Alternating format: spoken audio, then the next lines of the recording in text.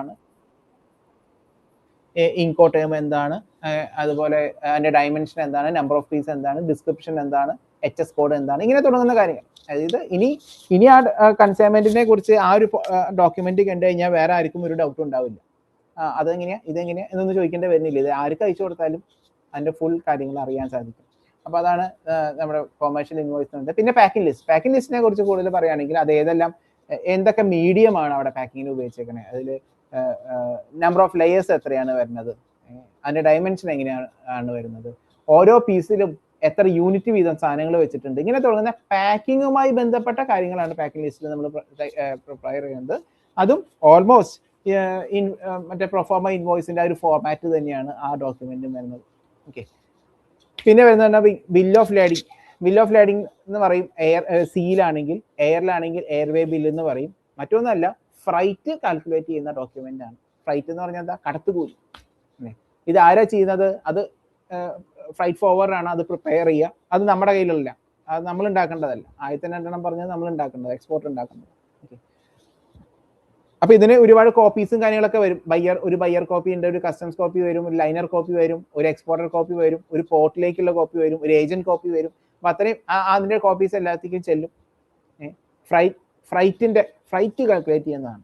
അത് സി ആണെങ്കിൽ bill of lading എന്ന് പറയും. പഴയ ലാറ്റിൻ വേർഡാണ്, ലോഡിംഗ് എന്നാണ് ഉദ്ദേശിക്കുന്നത്. Bill of lading. എയർ ആണെങ്കിൽ എയർവേ ബിൽ എന്ന് പറയും. ഓക്കെ. അപ്പൊ അതിലാണ് ഫ്രൈറ്റ് കാൽക്കുലേറ്റ് ചെയ്യുക, കടത്തുകൂലി, ഫ്രൈറ്റ് കാൽക്കുലേറ്റ് ചെയ്യുന്നത്. മറ്റൊന്നാണ് എക്സ്പോർട്ട് ഡിക്ലറേഷൻ അല്ലെങ്കിൽ റൈറ്റ് അപ്പ് എന്നൊക്കെ പറയാം. എക്സ്പോർട്ട് ഡിക്ലറേഷൻ അല്ലെങ്കിൽ ഷിപ്പേഴ്സ് ലെറ്റർ ഓഫ് ഇൻസ്ട്രക്ഷൻ എന്നൊക്കെ പറയും. എന്താണ്? എക്സ്പോർട്ടർക്ക് എന്തെല്ലാം പറയാനുണ്ടോ അതെല്ലാം ആ ഡിക്ലറേഷനിൽ വരും. എൻ്റെ പ്രൊഡക്റ്റ് അല്പം ഫ്രജൈലാണ്, ഇത് ചവിട്ടരുത്, എറിയരുത്, വെയിലത്തിടരുത്, എപ്പോഴും പാലറ്റ് ഉപയോഗിക്കണം, അങ്ങനെ എന്തെല്ലാം കാര്യങ്ങൾ നമുക്ക് പറയാനുണ്ടോ ഇൻ ബിറ്റ്വീൻ ഉപയോഗിക്കുന്ന ആൾക്കാരോട്, അതെല്ലാം അതിലുണ്ടാവും. ഓക്കെ. Export declaration. അതുപോലെ കൺട്രി ഓഫ് ഒറിജിൻ. ഇത് ഏത് നാട്ടിലാണ് ഒറിജിനേറ്റഡ് ആയത്? ചേംബർ ഓഫ് കോമേഴ്സിൽ നിന്ന് നമുക്ക് ഓൺലൈനിലൊക്കെ എടുക്കാൻ മതി. ഓക്കെ. അത് വെക്കേണ്ടതാണ്, കൺട്രി ഓഫ് ഒറിജിൻ. അപ്പോൾ എന്തൊക്കെ ഡോക്യുമെന്റ് ആയി? കൊമേഴ്ഷ്യൽ ഇൻവോയ്സ് വയ്ക്കണം, പാക്കിംഗ് ലിസ്റ്റ് വയ്ക്കണം, കൺട്രി ഓഫ് ഒറിജിൻ വയ്ക്കണം, ഷിപ്പേഴ്സ് ലെറ്റർ ഓഫ് ഇൻസ്ട്രക്ഷൻ വയ്ക്കണം. ആര്? എക്സ്പോർട്ടർ വയ്ക്കണതിന്റെ കാര്യം പറയാണ്. ഇത് കഴിഞ്ഞ് പോർട്ടിൽ എത്തുന്ന സമയത്താണ് ഏജന്റ് നമുക്ക് ബിൽ ഓഫ് ലേഡിംഗ് അല്ലെങ്കിൽ എയർവേ ബില്ല് പ്രിപ്പയർ ചെയ്ത് വെക്കുന്നത്. അത് നമ്മൾ ഉണ്ടാക്കാത്തത്, അതുകൊണ്ടാണ് ഞാനിപ്പോൾ ലിസ്റ്റ് പറയുമ്പോൾ അത് പറയാതിരുന്നത്. പിന്നെ ബാങ്കിലത്തെ ഡോക്യുമെന്റ്സ് വയ്ക്കാം, ലെറ്റർ ഓഫ് ക്രെഡിറ്റും കാര്യങ്ങളും വയ്ക്കാം. പിന്നെ ഇൻഷുറൻസ് പ്രധാനമായിട്ട് 2 ഇൻഷുറൻസ് ആണ് വരുന്നത്. അല്ല, മറൈൻ ഇൻഷുറൻസ്. അതായത് നമ്മുടെ ഇവിടുത്തെ പോർട്ട് വിട്ട് കഴിഞ്ഞാൽ ഡെസ്റ്റിനേഷൻ പോർട്ടിലേക്ക് ടച്ച് ചെയ്യുന്നത് വരെ ഉള്ള കവറേജ്, അതാണ് മറൈൻ ഇൻഷുറൻസ്. ഇവിടുത്തെ പോർട്ടിൽ നിന്ന് വിട്ട് കഴിഞ്ഞാൽ ഡെസ്റ്റിനേഷനിലെ പോർട്ടിൽ എത്തുന്നത് വരെയുള്ള എന്ത് നഷ്ടത്തിനും നമുക്ക് കവറേജ് കിട്ടണം. ഓക്കെ. ആ ഇൻഷുറൻസ് സർട്ടിഫിക്കറ്റും കാര്യങ്ങളും നമുക്ക് അവിടെ വയ്ക്കാം. പിന്നെ പോർട്ടിൽ എത്തിക്കഴിഞ്ഞാൽ ഡോക്ക് റെസിപ്റ്റും കാര്യങ്ങളൊക്കെ വരുന്നു. ഡേഞ്ചറസ് ഗുഡ്സിന്റെ കുറച്ച് പേപ്പേഴ്സ്, MSDS എന്നൊക്കെ പറയും. Material safety data sheet. അതായത് ഈ പറയുന്ന പ്രോഡക്റ്റ് മറ്റ് പ്രൊഡക്റ്റുകളെ നശിപ്പിക്കുന്നതല്ല, പൊള്ളുന്നതല്ല, കത്തുന്നതല്ല, ഗ്യാസ് അല്ല, ഇങ്ങനെ പറയുന്ന ഒരു ഡിക്ലറേഷൻ നമ്മൾ അവിടെ വയ്ക്കും. പിന്നെ ഇൻസ്പെക്ഷൻ സർട്ടിഫിക്കറ്റ്, കൂടുതൽ സീ ഫുഡ് ഒക്കെ ആണെങ്കിലാണ് EIA, എക്സ്പോർട്ട് ഇൻസ്പെക്ഷൻ സർട്ടിഫിക്കറ്റ് എന്ന് പറയും. എക്സ്പോർട്ട് ഇൻസ്പെക്ഷൻ ഏജൻസിയുടെ കയ്യിൽ നിന്ന് കിട്ടുന്ന ഒരു സർട്ടിഫിക്കറ്റ് ആണ് അത് വരുന്നത്. ഓൾമോസ്റ്റ് ഇത് തന്നെയാണ് എയറിലും വരുന്നത്. Commercial invoice, packing list, bill, export declaration കണ്ടില്ലേ, certificate of origin, insurance, security declaration, okay, inspection certificates, കാര്യങ്ങൾ രണ്ടിലും ഒരേ ഫയലിംഗ് തന്നെയാണ് പോർട്ടിൽ നമുക്ക് വരുന്നത്. ഓക്കെ.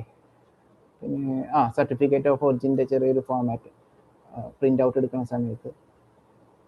പിന്നെ എക്സ്പോർട്ട് ചെയ്യുന്ന സമയത്ത് ഗവൺമെന്റിന്റെ, അപ്പൊ ഇതൊക്കെയാണ് കേട്ടോ ബേസിക് ഡോക്യുമെന്റ്സ്. ഓക്കെ. അപ്പൊ അറിയാത്തവര്, ആദ്യമായിട്ട് കേൾക്കുന്നവർക്ക് ജസ്റ്റ് ഇതൊന്ന് നോട്ട് ചെയ്യാവുന്നതാണ്. Commercial invoice, packing list, country of origin, certificate of origin in the sense insurance, writer, ഇങ്ങനെ തുടങ്ങുന്ന ഡോക്യുമെന്റ്സ് ആണ് എക്സ്പോർട്ടർ പ്രിപ്പയർ ചെയ്യേണ്ടത്. തുടർന്ന് മറ്റുള്ളവർ പ്രിപ്പയർ ചെയ്യുന്ന ഡോക്യുമെന്റിലേക്ക് നമുക്ക് കടക്കാം. അത് ഞാനിത് 1 by 1 ആയിട്ട് പറയാം, അത് ക്ലിയർ ആവും. ഓക്കെ. ഗവൺമെന്റ് സ്കീമിനെ കുറിച്ച് പറയുകയാണെങ്കിൽ, ഗവൺമെന്റ് നമുക്ക് ഒരുപാട് സ്കീമുകളും കാര്യങ്ങളും തരുന്നുണ്ട്. ഇൻ ദ സെൻസ് നമുക്ക് എക്സ്പോർട്ടർക്കേ ഉള്ളൂ എന്നും പറയാം. ഒരുപാട് സ്കീമുകൾ വരുന്നുണ്ട്. ലൈക്ക് പാക്കിംഗ് ക്രെഡിറ്റ് സ്കീമിനെ കുറിച്ച് ആദ്യം പറയുകയാണെങ്കിൽ, അത് നന്നായി വോളിയം എക്സ്പോർട്ട് ചെയ്യാൻ കഴിവുള്ള എക്സ്പോർട്ടേഴ്സിൻ്റെ അടുത്ത് ചില സാഹചര്യത്തിൽ ഗവൺമെൻറ് അല്ലെങ്കിൽ ഇൻ ബിറ്റ്വീൻ ഏജന്റ് കസ്റ്റംസിലുള്ള ആൾക്കാരൊക്കെ ആയിരിക്കാം, അവരിലൂടെ ആയിരിക്കാം കമ്മ്യൂണിക്കേറ്റ് ചെയ്യാം. നിങ്ങൾക്ക് ഒരുപാട് ഓർഡർ ഉണ്ടായിട്ട് എന്തെങ്ങനെ നിറയെ ചെയ്യാത്തതെന്ന് ചോദിക്കും. അപ്പം ഇത് തുടങ്ങാനുള്ള കാരണം അതാണ്, ധാരാളം ഓർഡർ ഉണ്ടല്ലോ, പക്ഷെ ഇത്ര അധികം നിങ്ങൾ ചെയ്യുന്നത് കാണുന്നില്ല. എന്താ കാരണം എന്ന് ചോദിക്കുമ്പോൾ എക്സ്പോർട്ടേഴ്സ് പറയുന്ന അവരുടെ ഒരു വിഷമം എന്ന് പറയുന്നത് ക്രെഡിറ്റ് പോകണു എന്നുള്ളതാണ്. നിങ്ങളൊക്കെ ഫേസ് ചെയ്യുന്നത് ഫീൽഡിലേക്ക് ഇറങ്ങുന്ന സമയത്ത് 20 ദിവസം, 45 ദിവസം, 60 ദിവസം, 90 ദിവസമൊക്കെ ക്രെഡിറ്റിന് പോവാം. ഈ ക്രെഡിറ്റിന് പോകുമ്പോൾ ഒരു പ്രശ്നം എന്താണെന്ന് വെച്ചിട്ടുണ്ടെങ്കിൽ ധാരാളം ചെയ്യുന്ന ആൾക്കാർ, നല്ല വോളിയം ചെയ്യുന്ന ആൾക്കാർ, ഒരുപാട് ഡെസ്റ്റിനേഷനിലേക്ക് ചെയ്യുന്ന ആൾക്കാരെ സംബന്ധിച്ച് ഈ എമൗണ്ട് മുഴുവൻ ലോകത്ത് പല സ്ഥലത്തും ഗ്ലോബലി ഇങ്ങനെ കിടക്കുകയാണ്. പൈസ കിട്ടായികയല്ല, കിട്ടും, പക്ഷെ കിട്ടാൻ സമയം എടുക്കും. അപ്പൊ എന്ത് ചെയ്യണു, പല എക്സ്പോർട്ട് ഓർഡേഴ്സ് നമ്മൾ വേണ്ടാന്ന് നിൽക്കുന്നു. കാരണം ഇവിടെ റോ മെറ്റീരിയൽ മേടിക്കാൻ പറ്റുന്നില്ല, അടുത്ത റൗണ്ട് ഇവിടെ ഓപ്പറേഷന് റണ്ണിങ് ക്യാപിറ്റൽ അല്ലെങ്കിൽ റണ്ണിങ് കോസ്റ്റ് കണ്ടെത്താൻ സാധിക്കുന്നില്ല. അപ്പൊ എന്തുണ്ടായി, അവര് എക്സ്പോർട്ട് കുറയ്ക്കുകയാണ്. ഇപ്പൊ ഗവൺമെന്റ് പറയാണ് ഓക്കെ ഒരു കാര്യം ചെയ്യാം, ഇവിടെ ഒരു സ്കീം തരാം. ലൈക്ക് നിങ്ങൾ എപ്പോഴാണോ നിങ്ങളുടെ ഷിപ്മെന്റ് ഇവിടുന്ന് പുറപ്പെടാൻ വേണ്ടി റെഡി ആവുന്നത് ആ നിമിഷം നിങ്ങൾക്ക് ഒരു ലോൺ പാസ്സാവും. ക്രെഡിറ്റിന് പോകുന്ന സമയം അപ്ലൈ ചെയ്തിട്ടുണ്ട് ഒരു ലോൺ പാസ്സാവും. 60 ദിവസമോ 90 ദിവസമോ അല്ലെങ്കിൽ 45 ദിവസം, എത്ര ദിവസം കഴിഞ്ഞിട്ടാണോ നിങ്ങൾക്ക് എമൗണ്ട് കിട്ടുന്നത്, അങ്ങനെ ഒരു പ്രശ്നം നിങ്ങൾക്ക് വരുന്നില്ല. എപ്പോഴാണോ കിട്ടുന്നത് അന്ന് നിങ്ങൾക്ക് ഈ ലോണിലേക്ക് കൊളാറ്ററലായിട്ട് വരുന്ന ലോൺ അടഞ്ഞു തീരും. ഓക്കെ, അപ്പോൾ 60 ദിവസമോ 90 ദിവസമോ ആയിക്കോട്ടെ, കയറി വീഴുന്ന നിമിഷം തന്നെ നമുക്ക് ഇവിടെ ലോൺ പാസ്സാവുകയാണ്, നമുക്ക് നമ്മുടെ എമൗണ്ട് കിട്ടും. എന്നിട്ട് ആ ലോൺ എപ്പോൾ തീരും, എപ്പോഴാണോ പേയ്മെന്റ് വരുന്നത് അത് ലോണിലേക്ക് അടച്ചു തീർക്കും. അപ്പോൾ എക്സ്പോർട്ടറെ സംബന്ധിച്ച് ഇത് വലിയൊരു കാര്യമാണ്. കാരണം ഇനി ധൈര്യമായിട്ട് ക്രെഡിറ്റ് കൊടുക്കാം, 90 60 ഒന്നും പ്രശ്നമില്ല അല്ലേ, എമൗണ്ട് അപ്പം തന്നെ കിട്ടി, ലോണായിട്ട് കിട്ടി. കുറച്ച് നാൾ കഴിയുമ്പോൾ മറ്റൊരു സർവേയിൽ മനസ്സിലാക്കിയത് ഇതങ്ങോട്ട് ആരും ചെയ്യണ കാണാനില്ല കാര്യമായിട്ട്. അപ്പോൾ ഗവൺമെന്റ് പറഞ്ഞു, അപ്പം ചർച്ചയും കാര്യങ്ങളും വന്നപ്പോൾ പിന്നെ വന്നത് ഇതിന്റെ ഒരു അടുത്ത സ്റ്റേജിലേക്കാണ് കടന്നത്. കാരണം എന്താ, ബാങ്കിൽ നിന്ന് ലോൺ കിട്ടും, പക്ഷെ ബാങ്കിൽ പലിശ കൊടുക്കണ്ടേ, അത് ഈ മാർജിനുമായിട്ട് താരതമ്യപ്പെടുത്തുമ്പോൾ പലപ്പോഴും അങ്ങോട്ട് ഒത്തുപോകുന്നില്ല, വലിയ കാര്യമില്ല, അത്യാവശ്യം നല്ല പലിശ വരും. അവിടെയാണ് ഗവൺമെന്റ് പറഞ്ഞത് 2% നിങ്ങൾക്ക് കൊടുക്കാൻ പറ്റുമോ, ലോണിന്റെ 2% ഇൻട്രസ്റ്റ് നിങ്ങൾക്ക് കൊടുക്കാൻ പറ്റുമോ, ബാക്കി ഞങ്ങൾ കൊടുക്കാം, സബ്സിഡി ആയിട്ട് തരാം, ഗവൺമെന്റ് സബ്സിഡി ആയിട്ട് തരും. ചുരുക്കി പറഞ്ഞാൽ നമുക്കൊരു ലോൺ പാസ്സാവണു, അതിന്റെ പലിശ ഗവൺമെന്റ് കൊടുക്കണം. ഇതാണ് പാക്കിംഗ് ക്രെഡിറ്റ് സ്കീം. ഈ ലോൺ പാസ്സാവണത് എന്തിന്റെ പുറത്താണ്, നമ്മളൊരു ക്രെഡിറ്റിന് കൊടുക്കുന്ന സാഹചര്യം. അത് ഇപ്പോൾ ഈയിടെയായിട്ട് അതൊരു 4% ആക്കിയിട്ടുണ്ട്. 4 വർഷമോ 5 വർഷമോ ആയി തോന്നുന്നു, ഇപ്പോൾ 4 വർഷമായി തോന്നുന്നു, അത് 4% മാറി. അപ്പോൾ ഇതാണ് പാക്കിംഗ് ക്രെഡിറ്റ് സ്കീം എന്ന് പറയുന്നത്. മറ്റൊന്നാണ് റോട്ടം, remission of duties and taxes on export product എന്ന് പറയുന്നത്. ഇത് മറ്റൊന്നല്ല, നമ്മൾ അയക്കുന്ന പ്രോഡക്റ്റിന്റെ FOB വാല്യൂവിന്റെ 1% നമ്മൾക്ക് റിട്ടേൺ കിട്ടുന്നു, 1% നമുക്ക് സബ്സിഡി ആയിട്ട് കിട്ടുന്നു. അതാണ് റോട്ടപ്പ് സ്കീം വരുന്നത്. എത്ര രൂപയുടെ സാധനമാണോ പോകുന്നത് അതിന്റെ 1% സബ്സിഡി ആയിട്ട് കിട്ടുന്ന ഒരു സ്കീമാണ്. അപ്പോൾ അത് നമുക്ക് ഇവിടെ അപ്ലൈ ചെയ്യാവുന്നതാണ് എക്സ്പോർട്ട് ചെയ്യുന്ന സമയത്ത്, 1% സബ്സിഡി. മറ്റൊന്നാണ് export promotion on capital goods. ഇത് ഗവൺമെന്റിന്റെ മറ്റൊരു സ്കീമാണ്. അപ്പോൾ നമ്മൾ 2 സ്കീം പറഞ്ഞു, മൂന്നാമത്തെ സ്കീമിലേക്ക് വരാം. Export promotion on capital goods. Export promotion on capital goods എന്ന് പറഞ്ഞിട്ടുണ്ടെങ്കിൽ നമ്മൾ ഒരു EOU കമ്പനിയാണെന്ന് വിചാരിക്കുക, ഇത് ഒരു എക്സ്പോർട്ട് ഓറിയന്റഡ് യൂണിറ്റ് ആണ്. ഓക്കെ, നമുക്ക് ഇവിടെ നിന്ന് ഇന്ത്യയിൽ കേരളത്തിൽ ഒരു സ്ഥലത്ത് നമുക്ക് മാനുഫാക്ചറിങ് യൂണിറ്റ് ഉണ്ട്. ഞാനൊരു മെഷീൻ കൊണ്ടുവരുന്നു, ചൈനയിൽ നിന്നാണ് എടുക്കണം. ഈ മെഷീൻ ചൈനയിൽ നിന്ന് ഞാൻ ഇവിടേക്ക്, അപ്പോൾ അതെൻ്റെ ക്യാപിറ്റലാണല്ലോ, ക്യാപിറ്റലാണ്. സ്വാഭാവികമായിട്ട് ചൈനയിൽ നിന്നൊരു സാധനം നമ്മൾ ഇങ്ങോട്ട് കൊണ്ടുവന്നു, ഇവിടെ പോർട്ടിലെത്തി, കസ്റ്റംസും ക്ലിയറൻസ് ഒക്കെ കഴിഞ്ഞു, അതിനൊരു ഡ്യൂട്ടി വരുന്നു അല്ലേ. ഡ്യൂട്ടി വരുന്നത് 19%, 20, 25, 30% ഒക്കെ വരാം അല്ലേ. ഓക്കെ, ജസ്റ്റ് ഇമാജിൻ ഞാൻ 1 കോടി രൂപയുടെ ഒരു ക്യാപിറ്റൽ പർച്ചേസ് ആണ് നടത്തിയത്, മെഷീൻ എന്ന് വിചാരിക്കും. അപ്പോൾ 30% അല്ലെങ്കിൽ 30% എന്ന് വിചാരിക്കും, 30% അതിൻ്റെ ഡ്യൂട്ടി എന്ന് വിചാരിക്കും. അപ്പോൾ ഞാൻ പോർട്ടിൽ എത്ര കൊടുക്കണം, 30 ലക്ഷം രൂപ അവിടെ കൊടുക്കണം അല്ലേ. ആ സമയത്ത് നമ്മൾ സംസാരിക്കുകയാണ്, ഓക്കെ ഞാനൊരു എക്സ്പോർട്ട് ചെയ്യാവുന്ന വ്യക്തിയാണ്, ഈ മെഷീൻ ഞാൻ ഇവിടെ കൊണ്ടിടുന്നത് സാധനങ്ങൾ ഉണ്ടാക്കി എക്സ്പോർട്ട് ചെയ്യാൻ വേണ്ടിയിട്ടാണ് എന്ന് പറയുമ്പോൾ അത്തരക്കാർക്ക് ഗവൺമെൻറ് പറയണത് എന്താ, ആ 30 ലക്ഷം വേണ്ട, കൊണ്ടൊക്കും. എക്സ്പോർട്ട് ചെയ്യാൻ വേണ്ടി മേടിച്ചതല്ലേ, ആ 30 ലക്ഷം വേണ്ട, അതായത് ആ 30% വേണ്ട എന്ന് പറയും. ഓക്കെ, അപ്പോൾ ഡ്യൂട്ടി ഇല്ലാതെ ഡ്യൂട്ടി ഫ്രീ ആയിട്ട് നമുക്ക് ഒരു അസറ്റിനെ വിദേശത്ത് നിന്ന് പർച്ചേസ് ചെയ്യാം. ആർക്ക് പർച്ചേസ് ചെയ്യാം? ഒരു എക്സ്പോർട്ടർക്ക് പർച്ചേസ് ചെയ്യാം.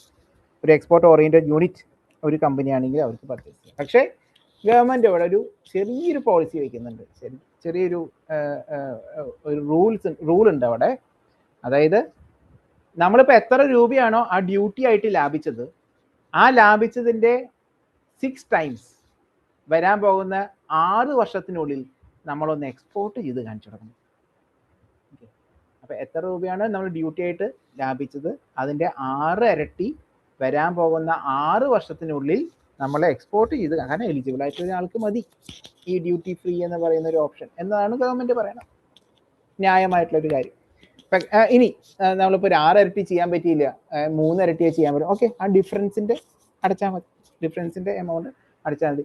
6 ഇരട്ടിയായിട്ട് അടയ്ക്കണം പലിശയോട് കൂടിയിട്ട്. ഓക്കെ, അപ്പോൾ ഇതാണ് export promotion on capital goods എന്ന് പറയുന്നത്. മറ്റൊന്ന് ECGC. ECGC എന്ന് പറയുന്നത് purely export credit guarantee corporation എന്ന് പറയും. അതായത് പ്യുവർലി ഇതൊരു ഇൻഷുറൻസ് സ്കീമാണ് ഗവൺമെൻറ്റിൻ്റെ. 3 പറഞ്ഞു നോക്കിയല്ലേ, 1 2 3 4. ഓക്കെ, നമ്മൾ നേരത്തെ പറഞ്ഞിരുന്നു മറൈൻ ഇൻഷുറൻസിനെ കുറിച്ച്. അതായത് ഒരു പ്രൊഡക്റ്റ് ഇവിടെ നിന്ന് പോകുന്നു, അവിടെ എത്തുന്നു, പോകുന്നത് മുതൽ അവിടെ എത്തുന്നത് വരെയുള്ള ഒരു ഇൻഷുറൻസ് കവറേജ് നമുക്ക് കിട്ടണമെന്ന് പറഞ്ഞു അല്ലേ.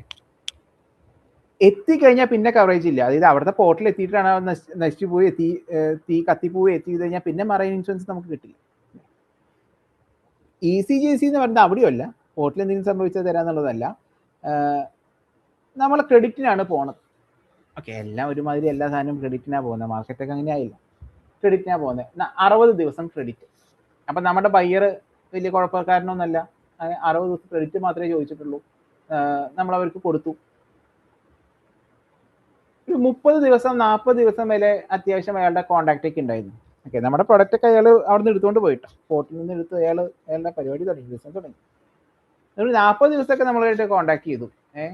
കുറച്ച് ദിവസം കഴിഞ്ഞപ്പോൾ പിന്നെ കോൺടാക്റ്റ് ഒന്നും ഇല്ലാതെയായി. പിന്നെ മെയിൽ ID ഒക്കെ പോയി, മെയിലൊന്നും അയച്ചാൽ കിട്ടുന്നില്ല, നമ്പറൊന്നും പിന്നെ അവൈലബിൾ അല്ലാതെയായി, അങ്ങ് പോയി. ക്രെഡിറ്റ് പീരീഡിൽ നമ്മുടെ ബയ്യർ ഭംഗിയായിട്ട് അങ്ങ് മുങ്ങി എന്ന് വിചാരിക്കുക. ആ ക്രെഡിറ്റ് പീരീഡിൽ നമുക്കൊരു ഇൻഷുറൻസ്, അതാണ് ECGC എന്ന് പറയുന്നത്. ക്രെഡിറ്റ് പീരീഡിൽ ബയ്യർ എന്തെങ്കിലും പ്രശ്നം വന്നാൽ, ഇൻസോൾവൻസിയോ പിന്നെ കോൺടാക്ട് ചെയ്യാതെ വരെ, കമ്പനി പൊളിഞ്ഞു പോവേ, അല്ലെങ്കിൽ വല്ല ലീഗൽ അറ്റാച്ച്മെന്റ് വരെ, അല്ലെങ്കിൽ ഒന്നും വേണ്ട, അയാൾക്ക് തോന്നുകയാണ് അങ്ങ് പറ്റിച്ചേക്കാവുന്നു, ഇങ്ങനെ എന്തെങ്കിലും ഒരു പ്രശ്നം വന്നു കഴിഞ്ഞാൽ നമുക്ക് അവിടെ ഒരു ഇൻഷുറൻസ് കവറേജ്. അപ്പോൾ 2 ഇൻഷുറൻസ് ആണുള്ളത്, മറൈൻ ഇൻഷുറൻസും ECGC. മറൈൻ ഇൻഷുറൻസ് ഇവിടെ നിന്ന് പോർട്ടിൽ നിന്ന് സ്റ്റാർട്ട് ചെയ്ത് അവിടുത്തെ പോർട്ടിൽ എത്തുന്നത് വരെ. ECGC എന്ന് പറയുന്നത് അവിടുത്തെ ക്രെഡിറ്റ് പീരീഡ് സ്റ്റാർട്ട് ചെയ്തിട്ട് ക്രെഡിറ്റ് പീരീഡ് തീരുന്നതിൻ്റെ ഇടയിൽ നമ്മുടെ ബയ്യർ പേയ്മെന്റ് തരാതെ വന്നാൽ, എന്തെങ്കിലും നഷ്ടം വന്നു കഴിഞ്ഞാൽ കവർ ചെയ്യുന്നതാണ് ECGC, export credit guarantee corporation. ഇനി ഇവർ നമുക്ക് തരുന്ന മറ്റു ചില സർവീസ് എന്ന് പറയുന്നത് ക്രെഡിബിലിറ്റി ചെക്കിങ്. അത് വലിയൊരു സഹായമാണ് തരുന്നത്. അതായത് നമ്മളെ സംബന്ധിച്ച് ഒരു ബയ്യർ നമ്മുടെ അടുത്ത് പർച്ചേസ് ഓർഡർ തരണു എന്നൊക്കെ പറയുമ്പോൾ നമുക്ക് ഓക്കെ, നമ്മുടെ ഒരു സക്സസിനെയാണ് അവിടെ കാണിക്കുന്നത് അല്ലേ. ആ സമയത്ത് ഇത് എത്രക്കാരനാണ്, ഇതിനു മുമ്പ് ഏതൊക്കെ ആൾക്കാരിൽ നിന്ന് എത്ര നാള് സാധനങ്ങൾ മേടിച്ചിട്ടുണ്ട്, അതൊക്കെ എത്ര രൂപയുടെ സാധനങ്ങൾ അയാൾക്ക് പേയ്മെന്റ് പെൻഡിങ് കിട്ടിയിട്ടുണ്ട്, ഇങ്ങനെ തുടങ്ങുന്ന കാര്യങ്ങൾ കൂടെ നമുക്കറിയാൻ സാധിച്ചാൽ നമ്മുടെ ധൈര്യം കൂടി, നമ്മുടെ കോൺഫിഡൻസ് കൂടി അല്ലേ. അപ്പോൾ ക്രെഡിബിലിറ്റി ചെക്ക് ചെയ്യുന്ന സാഹചര്യം, അല്ലെങ്കിൽ ചെക്ക് ചെയ്യുന്ന സർവീസും കാര്യങ്ങളും ഇവരുടെ ഭാഗത്തു നിന്ന് വരുന്നുണ്ട്. ഇൻ ഡീറ്റെയിൽ ആയിട്ട് ഒരുപാട് പറയാനുണ്ട് ECGCനെ കുറിച്ച്. ഓക്കെ, അപ്പോൾ ഗവൺമെൻറ് സ്കീമുകളെ കുറിച്ച് നമ്മൾ പറഞ്ഞു, അത്യാവശ്യം കുറച്ച് സർട്ടിഫിക്കറ്റ്സിനെ കുറിച്ച് അല്ലെങ്കിൽ ഡോക്യുമെൻറ്റ്സിനെ കുറിച്ച് നമ്മൾ പറഞ്ഞു, കമ്പനി സ്റ്റാർട്ട് ചെയ്യുന്നതിനെ കുറിച്ച് നമ്മൾ സംസാരിച്ചു. ഓക്കെ, അതുപോലെ പല പ്രൊഡക്റ്റുകളെ കുറിച്ച് അതും നമ്മൾ സംസാരിച്ചു. ഓക്കെ, സോ ഫോർ ഞാൻ മറ്റൊരു സ്ലൈഡിലേക്ക് പോവാണ്.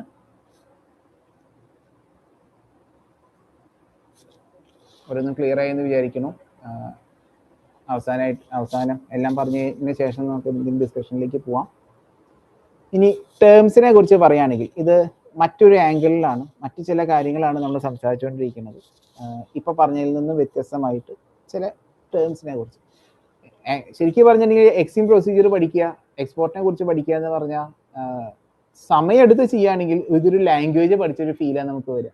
പുതിയൊരു ഭാഷ പഠിച്ച പോലെ ഇരിക്കും, കുറേ അബ്രീവേഷൻസും കുറേ ടേംസും. ഓക്കെ, അപ്പോൾ ലോജിസ്റ്റിക്സ് എന്നുള്ളൊരു വാക്ക് നമുക്ക് പറയുന്നത് മറ്റൊന്നല്ല, മൂവ്മെന്റുമായി ബന്ധപ്പെട്ട് തന്നെയാണ് ലോജിസ്റ്റിക്സ് എന്ന് പറയുന്നത്. വാല്യൂ ആഡ് ചെയ്യുക, അല്ലെങ്കിൽ വാല്യൂ ആഡ് ചെയ്യുന്നതിന്റെ ബാക്കിൽ വരുന്ന ഒരു വലിയൊരു എന്താണ് മാൻ പവർ, അല്ലെങ്കിൽ വലിയൊരു അഡ്മിനിസ്ട്രേറ്റീവ് പവർ, അല്ലെങ്കിൽ അഡ്മിനിസ്ട്രേറ്റീവ് മാനേജ്മെന്റ്, അതിനെക്കുറിച്ച്, അതാണ് SCM എന്ന് പറയുന്നത്. അതേപോലെ നമുക്ക് B2B, B2C, inter modal transportation, അതായത് in between mode of transport change ചെയ്യുക, അതാണ് ഇന്റർ മോഡൽ എന്ന് പറയുന്നത്. കൺസൈൻമെന്റ്സ് എന്താണ്? കൺസൈൻമെന്റ് എന്ന് പറഞ്ഞാൽ ഈ കാർഗോനെയാണ് നമ്മൾ കൺസൈൻമെന്റ്സ് എന്ന് പറയുന്നത്. പലതരം കാർഗോസ് നമുക്ക് പറയാം. അതിലൊന്നാണ് ജനറൽ കാർഗോ എന്ന് പറഞ്ഞാൽ മറ്റൊന്നല്ല, ഇത് അത്യാവശ്യം ഇപ്പൊ ഇന്ന് പോകേണ്ടത് നാളേക്ക് അയച്ചാലും വലിയ കംപ്ലൈന്റ് ഒന്നും ഇല്ല, അത് അവിടെ നിന്ന് കേടുവരുന്നില്ല. അത്യാവശ്യം ഒന്ന് വലിച്ചെറിയുകയോ ചവിട്ടുകയോ വെയിലത്തിടുകയോ മഴ കൊള്ളുകയോ ചെയ്ത് കഴിഞ്ഞാലും കേടുവരാത്ത രീതിയിലുള്ള പാക്കിംഗ് മെറ്റീരിയലോട് കൂടിയിട്ടുള്ള പ്രൊഡക്റ്റുകളെ നമുക്ക് ജനറൽ കാർഗോ എന്ന് പറയാം.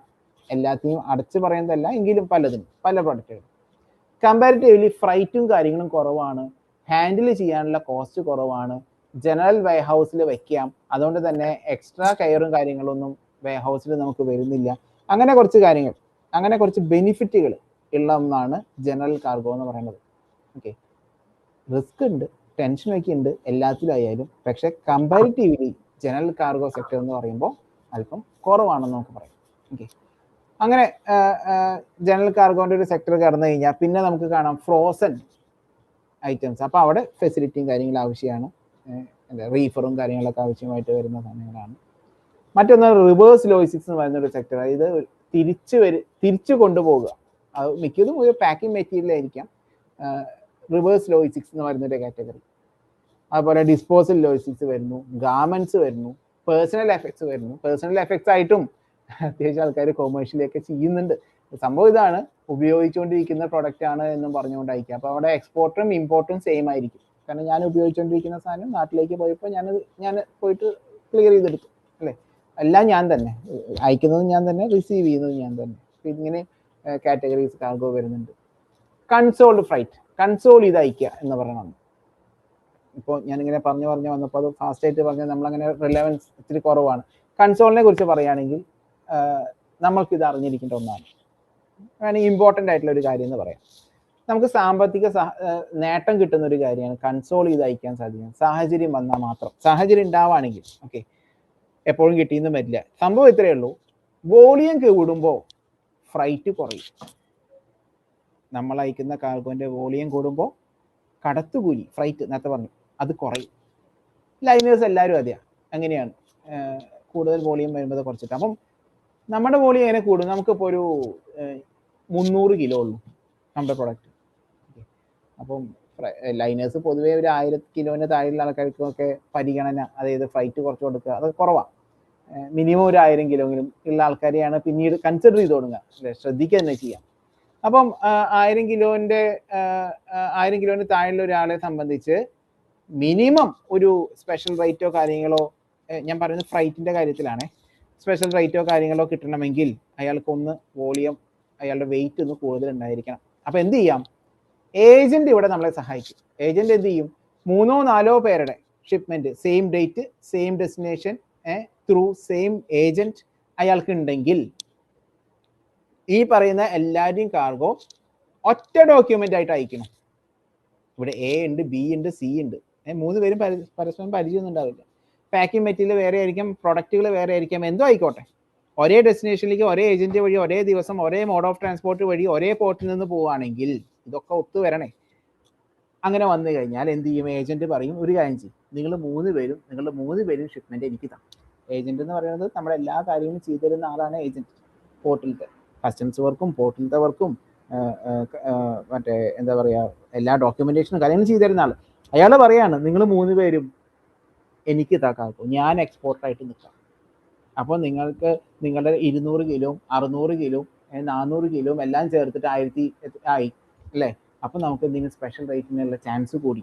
മാത്രമല്ല ഇവിടെ ഡോക്യുമെന്റേഷനും കാര്യങ്ങളും ഈസിയായി, ഒറ്റ ഷിപ്മെന്റ് ആയിട്ടാണ് പോകുന്നത്. അങ്ങനെ പലരുടെയും കാർഗോ ഒന്നായിട്ട് പോകുന്നു അല്ലെ. കൺസോൾ ചെയ്യാന്ന് പറഞ്ഞാൽ അതാണ്, പലതിനെയും ഒന്നാക്കുക. നമ്മുടെ മൊബൈൽ ഫോൺ കൺസോളറാണ്, നമ്മുടെ പോക്കറ്റിൽ കൊണ്ടു നടക്കുന്ന വാലറ്റ് കൺസോളറാണ്. പല സാധനങ്ങളും ഒന്നിലേക്ക് വരിക എന്നുള്ള അർത്ഥത്തിൽ അല്ലേ, അതാണ് വാക്ക് പറയാം. അപ്പോൾ അങ്ങനെ പല ഷിപ്മെന്റും പരസ്പരം പരിചയം പോലും ഇല്ലാത്ത പല ഷിപ്മെന്റും ഒന്നായിട്ട് ഒറ്റ ഡോക്യുമെന്റിൽ പോകണം. അപ്പൊ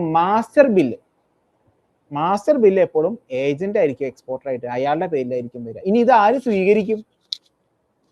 ഷിപ്പർ 1 അല്ലെ എയുടെ ബൈർ സ്വീകരിക്കുമോ? ബിയുടെ ബൈർ സ്വീകരിക്കുമോ? ഇല്ല. വേറെ ആൾക്കാരുടെ ഉത്തരവാദിത്തം എടുക്കാൻ ഏതെങ്കിലും ബൈർ തയ്യാറാവും?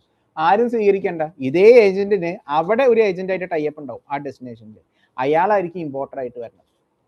അപ്പൊ ഇവിടുത്തെ ഏജന്റ് എക്സ്പോർട്ടർ ആയിട്ടും അവിടുത്തെ ഏജന്റ് ബയ്യറായിട്ടും നിൽക്കുന്നു, ഐ മീൻ ഇമ്പോർട്ടറുമായിട്ട് നിൽക്കുന്നു.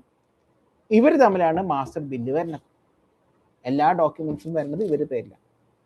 അവിടെയാണ് എക്സ്പോർട്ടർക്ക് വേറെ ചെറിയ പ്രശ്നം വരുന്നത്. ഞങ്ങൾ അയച്ചതിന്റെ ഡോക്യുമെന്റ് വരുന്നില്ലല്ലോ, എൻ്റെ ഏജന്റിന്റെ പേരിൽ അയച്ചു. അപ്പൊ എനിക്ക് ഇവിടെ ഇന്റേണൽ ഓഡിറ്റിംഗ്, എന്തിന് എക്സ്റ്റേണൽ ഓഡിറ്റിംഗ് വരുന്നു, ഇവിടെ ബാങ്കിലേക്ക് കൊടുക്കണം, ഗവൺമെന്റ് സ്കീമുകളിലേക്ക് എലിജിബിൾ ആവേണ്ട ആളായിരുന്നു ഞാൻ. അപ്പൊ എൻ്റെ പേരിൽ പോയി എന്നുള്ളതിന്റെ തെളിവ് എങ്ങനെ വരും? അവിടെ ഏജന്റ് എന്ത് ചെയ്യും? ഒരു ഹൗസ് ബില്ല് പ്രിപ്പയർ ചെയ്ത് കൊടുക്കും. അങ്ങനെ ഒരു ഹൗസ് ബില്ല് പ്രിപ്പയർ ചെയ്യാനുള്ള ലീഗലി അല്ലെങ്കിൽ അവകാശം അല്ലെങ്കിൽ ആ ഒരു സ്ഥാനത്ത് ഇരിക്കുന്നവർ തന്നെ അവർക്ക് അതിനുള്ള റൈറ്റ് ഉണ്ട്. ഹൗസ് ബിൽ എന്ന് പറഞ്ഞാൽ ഒരു ഡ്യൂപ്പ് എന്നോ ഇന്റേണൽ എന്നോ അങ്ങനെയൊക്കെ നമുക്ക് പറയാം. ഹൗസ് ബില്ല് പ്രിപ്പയർ ചെയ്ത് കൊടുക്കും. അത് നമ്മുടെ പേരിൽ, യഥാർത്ഥത്തിലുള്ള എക്സ്പോർട്ടിന്റെ ഇമ്പോർട്ടിന്റെ പേരിൽ. അങ്ങനെ ഈ ഹൗസ് ബില്ല് 3-4 ഹൗസ് ബില്ലിന്റെ ടോപ്പിലാണ് മാസ്റ്റർ ബില്ല് വരുന്നത്. അത് അവരുടെ പേരിലായിരിക്കും. അപ്പൊ ഇങ്ങനെ കൺസോൾ ചെയ്ത് കയറ്റി അയക്കാനുള്ള സാഹചര്യങ്ങൾ നമുക്ക് നമ്മുടെ ഏജന്റിനോട് നമുക്ക് ചോദിക്കാം. അവിടെ നമുക്ക് ഫിനാൻഷ്യലി ലാഭം കാര്യങ്ങളുണ്ടാവും, സമയ ലാഭം ഉണ്ടാവും, പണി എളുപ്പമായിരിക്കും. അത് നമുക്ക് പരീക്ഷിക്കാവുന്ന ഒന്നാണ്.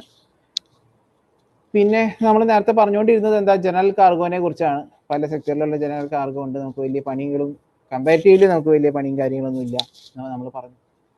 പിന്നെ വരുന്ന പ്രയോറിറ്റി കാർഗോ ആണ്.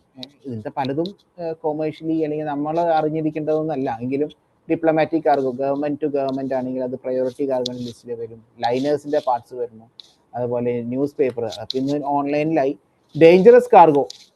നമ്മൾ ഡേഞ്ചറസ് കാർഗോയുമായി ബന്ധപ്പെട്ട വല്ലതും 9 ക്ലാസ്സുകളായിട്ട് തന്നെ തിരിക്കുന്നുണ്ട്. Explosive gas, flammable liquid, flammable solid, oxidisers and organic peroxide, toxic and infectious, radioactive, corrosives, miscellaneous, ഇങ്ങനെ 9 ക്ലാസ്സുകളായിട്ട് തിരിക്കുന്നത്. ഇതിലും ഏതെങ്കിലും ഒന്നിൽ പെട്ടതാണ് നമ്മുടെ പ്രൊഡക്റ്റ് എന്നുണ്ടെങ്കിൽ നമുക്ക് ഇത്തിരി പണി കൂടുതലാണ്. ടയർ വെയിറ്റ് കൂടും, കാരണം ലെയേഴ്സ് ഓഫ് പാക്കിംഗ് കൂടും, ഫോർമാലിറ്റീസ് മാറും, ഡോക്യുമെന്റ്സ് ഒക്കെ മാറും, ഫ്രൈറ്റ് എല്ലാം മാറും.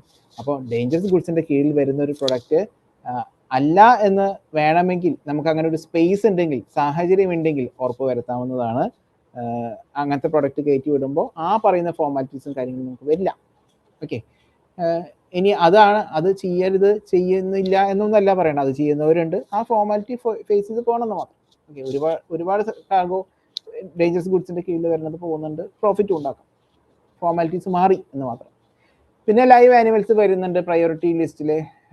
അതുപോലെ ലൈവ് ഹ്യൂമൻ ഓർഗൻ പോകുന്നുണ്ട്, ഹ്യൂമൻ റിമെയിൻസ് കയറി പോകാറുണ്ട്, വാല്യുബിൾ കാർഗോ കയറി പോകാറുണ്ട്, വൾണറബിൾ. ഓക്കെ, വൾണറബിൾ പിന്നെയും നമ്മൾ ചിലപ്പോൾ അതിലേക്ക് വന്നു എന്ന് വരാം.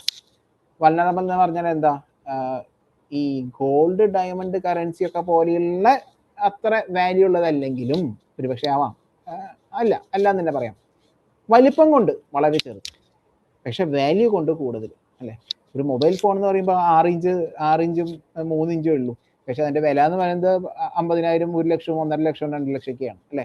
അപ്പോൾ വലിപ്പം കൊണ്ട് ചെറുതും വാല്യൂ കൊണ്ട് കൂടുതലുള്ള സാധനങ്ങളാണ് നമ്മൾ കയറ്റി അയക്കണമെന്നുണ്ടെങ്കിൽ അത് വൾണറബിൾ കാർഗോന്റെ സെക്ടറിലാണ് അത് കയറി വരിക. ഓക്കെ, പിന്നെ പ്രയോറിറ്റി കാർഗോ എന്ന് പറയുമ്പോൾ എക്സിബിഷൻ മെറ്റീരിയൽ വരാം, ഇവന്റ് ബേസ് ചെയ്തിട്ടുള്ള സാധനങ്ങൾ വരാം. ഇപ്പോൾ ക്രിസ്മസിന് കൊണ്ടുപോകുന്ന ഒരു സാധനമാണ് അല്ലേ. ക്രിസ്മസിന് ഡിസംബർ 26 രാവിലെ നേരത്തെ എത്തി, പിന്നെ എത്തിയിട്ട് കാര്യമില്ല അല്ലേ, കഴിഞ്ഞു. ഒറ്റ രാത്രി കൊണ്ട്, ഒറ്റ ദിവസം കൊണ്ട് ആ മാർക്കറ്റ് മാറിപ്പോകുന്ന കുറെ പ്രൊഡക്റ്റുകളുണ്ട്. അതിന് ഇവന്റ് ബേസ് ചെയ്തിട്ടുള്ള സാധനം, ആ ഇവന്റ് കഴിഞ്ഞാൽ കഴിഞ്ഞു. അതുപോലെ ഹാച്ചിങ് എഗ്, അതും പ്രയോറിറ്റി കാർഗോ ആയിട്ട് കയറി പോകുന്നതാണ്. വിരിയിക്കാൻ വേണ്ടി കൊണ്ടുപോകും, നാമക്കൽ അല്ലേ, സൗത്ത് ഇന്ത്യയിൽ നോക്കുകയാണെങ്കിൽ നാമക്കലിൽ നിന്ന് ധാരാളം എഗ് കയറി പോകുന്ന ഒരു സ്ഥലമാണ്. അതുപോലെ പെരിഷബിൾ ഗുഡ്സ് നമ്മൾ നേരത്തെ സംസാരിച്ചു, അത് ഫ്ലവർ, ഫിഷ്, മീറ്റ്, എന്താ പറയുക, വെജിറ്റബിൾസ്, ഫ്രൂട്ട്സ് ഇങ്ങനെ തുടങ്ങുന്ന സാധനങ്ങളാണെങ്കിൽ, ചീഞ്ഞു പോകുന്ന സാധനങ്ങളാണെങ്കിൽ അതിന് പെരിഷബിൾ ഗുഡ്സ് എന്ന് പറഞ്ഞാൽ ധാരാളം കയറി പോകുന്നുണ്ട്. മാർക്കറ്റ് ഫൈൻഡ് ഔട്ട് ചെയ്യാൻ പറ്റുകയാണെങ്കിൽ നമ്മളിങ്ങനെ വെച്ച് താമസിപ്പിക്കാതെ ഇങ്ങനെ എന്താ പറയുക, ഹൈ സ്പീഡിൽ വേണം ഇതിൻ്റെ ഓപ്പറേഷൻ സൈഡ് ചെയ്യാമെന്ന് മാത്രം. പക്ഷേ നല്ല ഡിമാൻഡാണ്, കൂടുതൽ വാല്യൂ പോകുന്നുണ്ട്, ഒരുപാട് വോളിയം പോകുന്നുണ്ട്. ഏറ്റവും കൂടുതൽ പേര് വരുന്നത് ഇതിലേക്കാണ്. സേഫായിട്ട് നിൽക്കണം എന്ന് മാത്രം. ഫ്ലവറൊക്കെ കയറി പോകുമ്പോൾ ഈ ഡൊമസ്റ്റിക് ഫ്ലൈറ്റിലേക്കാണ് 10:30 പോകേണ്ട ഫ്ലൈറ്റിൽ 10:20 എത്താറ്. വരിക, സ്കാൻ ചെയ്യുക, നേരെ ട്രോളിയിലേക്ക് കയറ്റാൻ പോവുക. അപ്പോഴേക്കും പുഷ് ബാക്ക് ചെയ്തൊരു ഫ്ലൈറ്റ് ബാക്കിലേക്ക് നീങ്ങി തുടങ്ങിയിട്ടുണ്ടാവും. അപ്പോൾ അവസാന നിമിഷം ഇത് അവർ ലേറ്റായി വരണതല്ല, അത് അവരുടെ പ്രൊഡക്റ്റിൻ്റെ പ്രത്യേകത അല്ലേ.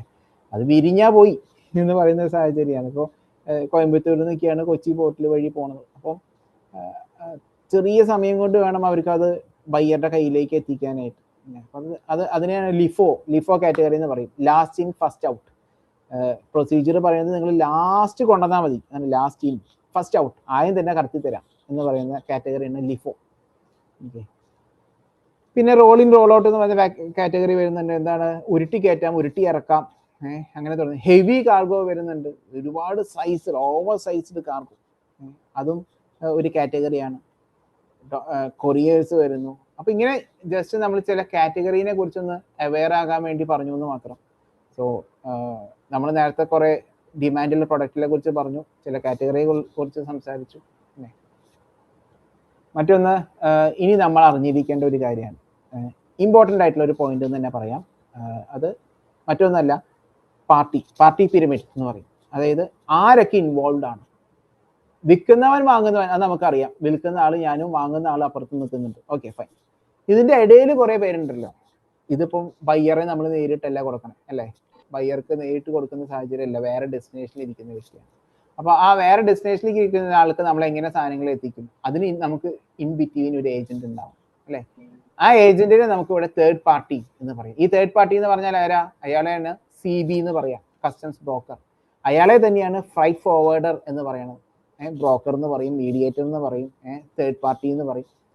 എല്ലാ കാര്യങ്ങളും വേണമെങ്കിൽ 80% അല്ലെങ്കിൽ 90% എന്ന് പറഞ്ഞാലും തെറ്റില്ല. ഒരു എക്സ്പോർട്ടർക്കും ഇമ്പോർട്ടർക്കും വേണ്ട എല്ലാ കാര്യങ്ങളും ചെയ്തു തരുന്ന ആളാണ് ഫ്രൈറ്റ് ഫോർവേഡർ. അപ്പോൾ ഒരു എക്സ്പോർട്ടർ ഒരു ബയ്യറെ കണ്ടെത്തി ഒരു പ്രൊഡക്റ്റിനെ മാർക്കറ്റ് ചെയ്യണു, മാർക്കറ്റ് ചെയ്തിട്ട് അയാൾ ഓപ്പറേഷനിലേക്ക് വരുന്നു. ഓപ്പറേഷനിലേക്ക് വരുന്ന പോയിന്റിൽ അയാൾ കോൺടാക്ട് ചെയ്യുന്ന ആളാണ് ഫ്രൈറ്റ് ഫോർവേഡർ. നമ്മുടെ നാട്ടിൽ പോർട്ടിനോട് ചേർന്നിട്ടിരിക്കുന്ന ആൾക്കാരൊക്കെ, പോർട്ടുമായി ബന്ധപ്പെട്ടിരിക്കുന്ന ഏരിയയിലൊക്കെ ഈ ഫ്രൈറ്റ് ഫോർവേഡേഴ്സിനെ ധാരാളം കാണാം. അവരെ കണക്ട് ചെയ്തിട്ട് നമുക്ക് നമ്മുടെ ഓപ്പറേഷൻ സൈഡിനെ മുഴുവനും അവർക്ക് ഹാൻഡ് ഓവർ ചെയ്യാം. എക്സ്പോർട്ടർക്ക് പ്രത്യേകിച്ച് ആ ഭാഗത്ത് വലിയ പണിയോ റോളോ ഒന്നുമില്ല. ഓക്കെ, അപ്പോൾ ഇത് ഭയങ്കര ഈസിയാണ്. ഈ പറയുന്ന പ്രൊസീജിയർ എന്ന് പറയുന്നത് മുഴുവനും ഭയങ്കര ഈസിയാണ്. അപ്പം അയാൾ ഈ പറയുന്ന ടെർമിനലിലത്തെ കാര്യങ്ങൾ, കസ്റ്റംസിലത്തെ കാര്യങ്ങൾ, ഇൻലാൻഡ് ട്രാൻസ്പോർട്ട് എല്ലാം അയാൾ ഹാൻഡിൽ ചെയ്തോളും. ഫോർത്ത് പാർട്ടി എന്ന് പറയുന്നത് ഇൻലാൻഡ് ട്രാൻസ്പോർട്ടറാണ്. എന്ന് വെച്ചിട്ടുണ്ടെങ്കിൽ പ്രധാനപ്പെട്ട റൂട്ട് ഉണ്ടല്ലോ, അതായത് ഇവിടുന്ന് നമ്മൾ ഷിപ്പിലോ ഫ്ലൈറ്റിലോ കൊണ്ടുപോകും, പക്ഷേ പോർട്ട് വരെ എത്തിക്കുക എന്നൊന്നുണ്ടല്ലോ. അതുപോലെ പോർട്ടിൽ എത്തിക്കഴിഞ്ഞാൽ ബയ്യറുടെ അവിടെ, പോർട്ടിൽ എത്തിക്കഴിഞ്ഞാൽ ബയ്യറുടെ അടുത്തേക്ക് എത്തിക്കുക എന്ന് പറയുന്നുണ്ടല്ലോ. ആ ഒരു ഏരിയ ഹാൻഡിൽ ചെയ്യുന്നതാണ് ഇൻലാൻഡ് ട്രാൻസ്പോർട്ട്. ഇപ്പോൾ എക്സാമ്പിൾ പറഞ്ഞിട്ടുണ്ടെങ്കിൽ തിരുപ്പൂരുള്ള ഒരു കമ്പനി, ആ കമ്പനിക്ക് കൊച്ചി പോർട്ട് വരെ സാധനങ്ങൾ കയറ്റി അയക്കണം അല്ലേ. അപ്പോൾ കൊച്ചി പോർട്ട് വരെ എത്തണ്ടേ. ദുബായിൽ, ഷാർജയിൽ ഇരിക്കുന്ന ഒരു ബയ്യർ, അയാൾ ജബലലി പോർട്ടിലാണ് കൊണ്ടിറക്കിയത്, ജബലലിയിൽ നിന്ന് ഷാർജ വരെ എത്തണ്ടേ. ആ ഒരു ഏരിയ ഹാൻഡിൽ ചെയ്യുന്നവരാണ് നമ്മൾ ഇൻലാൻഡ് ട്രാൻസ്പോർട്ടർ എന്ന് പറയുന്നത്. മറ്റൊന്നാണ് CFS അല്ലെങ്കിൽ ICD എന്ന് പറയും, കണ്ടെയ്നർ ഫ്രൈറ്റ് സ്റ്റേഷൻ. ഒരു പോർട്ടിന്റെ ഒരു 15 കിലോമീറ്റർ, കൃത്യമൊന്നുമല്ല എങ്കിലും ഒരു 15 കിലോമീറ്റർ റേഡിയസിലാണ് CFS ഉണ്ടാവുക.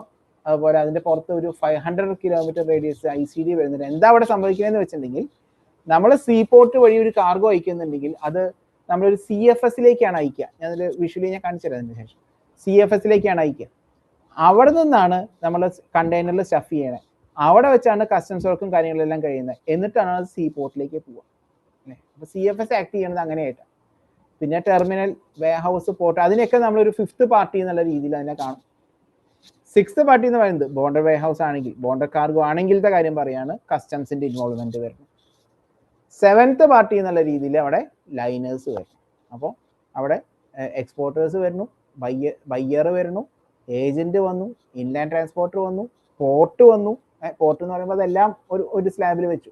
വെയർഹൗസ്, പോർട്ട്, ടെർമിനൽ, CFS ഒക്കെ ഒരു സ്ലാബിൽ. പിന്നെ കസ്റ്റംസ് വന്നു, ലൈനർ വന്നു. അങ്ങനെ 7 പാർട്ടീസാണ് ഈ ഒരു സ്ട്രക്ചറിൽ നമുക്ക് വരുന്നത്. ഇതിന്റെ പാർട്ടി പിരമിഡ് എന്ന് പറഞ്ഞ എന്താണ് പറയുക.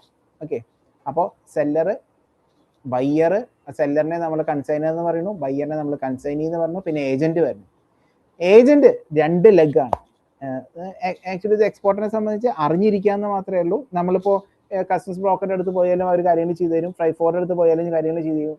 ഈ 2 വിങ്ങുമുള്ള ഏജന്റിന്റെ അടുത്തേക്കാണ് പോയെന്നുണ്ടെങ്കിലും ഓക്കെ, അത് രണ്ടും നടന്നു പോകും. ഫ്രൈറ്റ് ഫോർവേഡ് എന്ന് പറയുമ്പോൾ ലൈനറുമായി ബന്ധപ്പെട്ട കാര്യങ്ങൾ, അതായത് എയർ ആയിട്ടും സി ആയിട്ടും ബന്ധപ്പെട്ട കാര്യങ്ങൾ ചെയ്തു തരുന്നവരാണ് ഫ്രൈറ്റ് ഫോർവേഡ്. കസ്റ്റംസ് ബ്രോക്കർ എന്ന് പറയുമ്പോൾ കയറ്റി വിടുന്നതിന്റെ ഭാഗമായിട്ട് കസ്റ്റംസിൽ എന്ത് പ്രൊസീജിയർ വരുന്നോ അത് ഹാൻഡിൽ ചെയ്യുന്ന ഒരാളാണ് കസ്റ്റംസ് ബ്രോക്കർ എന്ന് പറയുന്നത്. കസ്റ്റംസ് ബ്രോക്കർ എന്താ ചെയ്യുന്നത്? ഇതവിടെ ഐസ് ഗേറ്റ് ഉണ്ട്.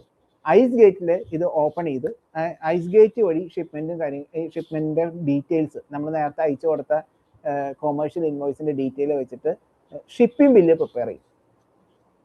എന്താണ്? ഐസ് ഗേറ്റിൽ ഷിപ്പിംഗ് ബില്ല് പ്രിപ്പയർ ചെയ്യണം. പ്രിപ്പയർ ചെയ്ത് അത് കസ്റ്റംസിൽ കൊണ്ടുപോയിട്ട് ഫയൽ ചെയ്ത് അതിനുശേഷമാണ് എയർവേ ബിൽ ഓഫ് ലേഡിങ്ങോ പ്രിപ്പയർ ചെയ്ത് ആ ഡോക്യുമെന്റ് പോർട്ടിൽ സബ്മിറ്റ് ചെയ്യണം. ഓക്കെ, അപ്പൊ എക്സ്പോർട്ട് പ്രൊസീജിയർ കഴിഞ്ഞു.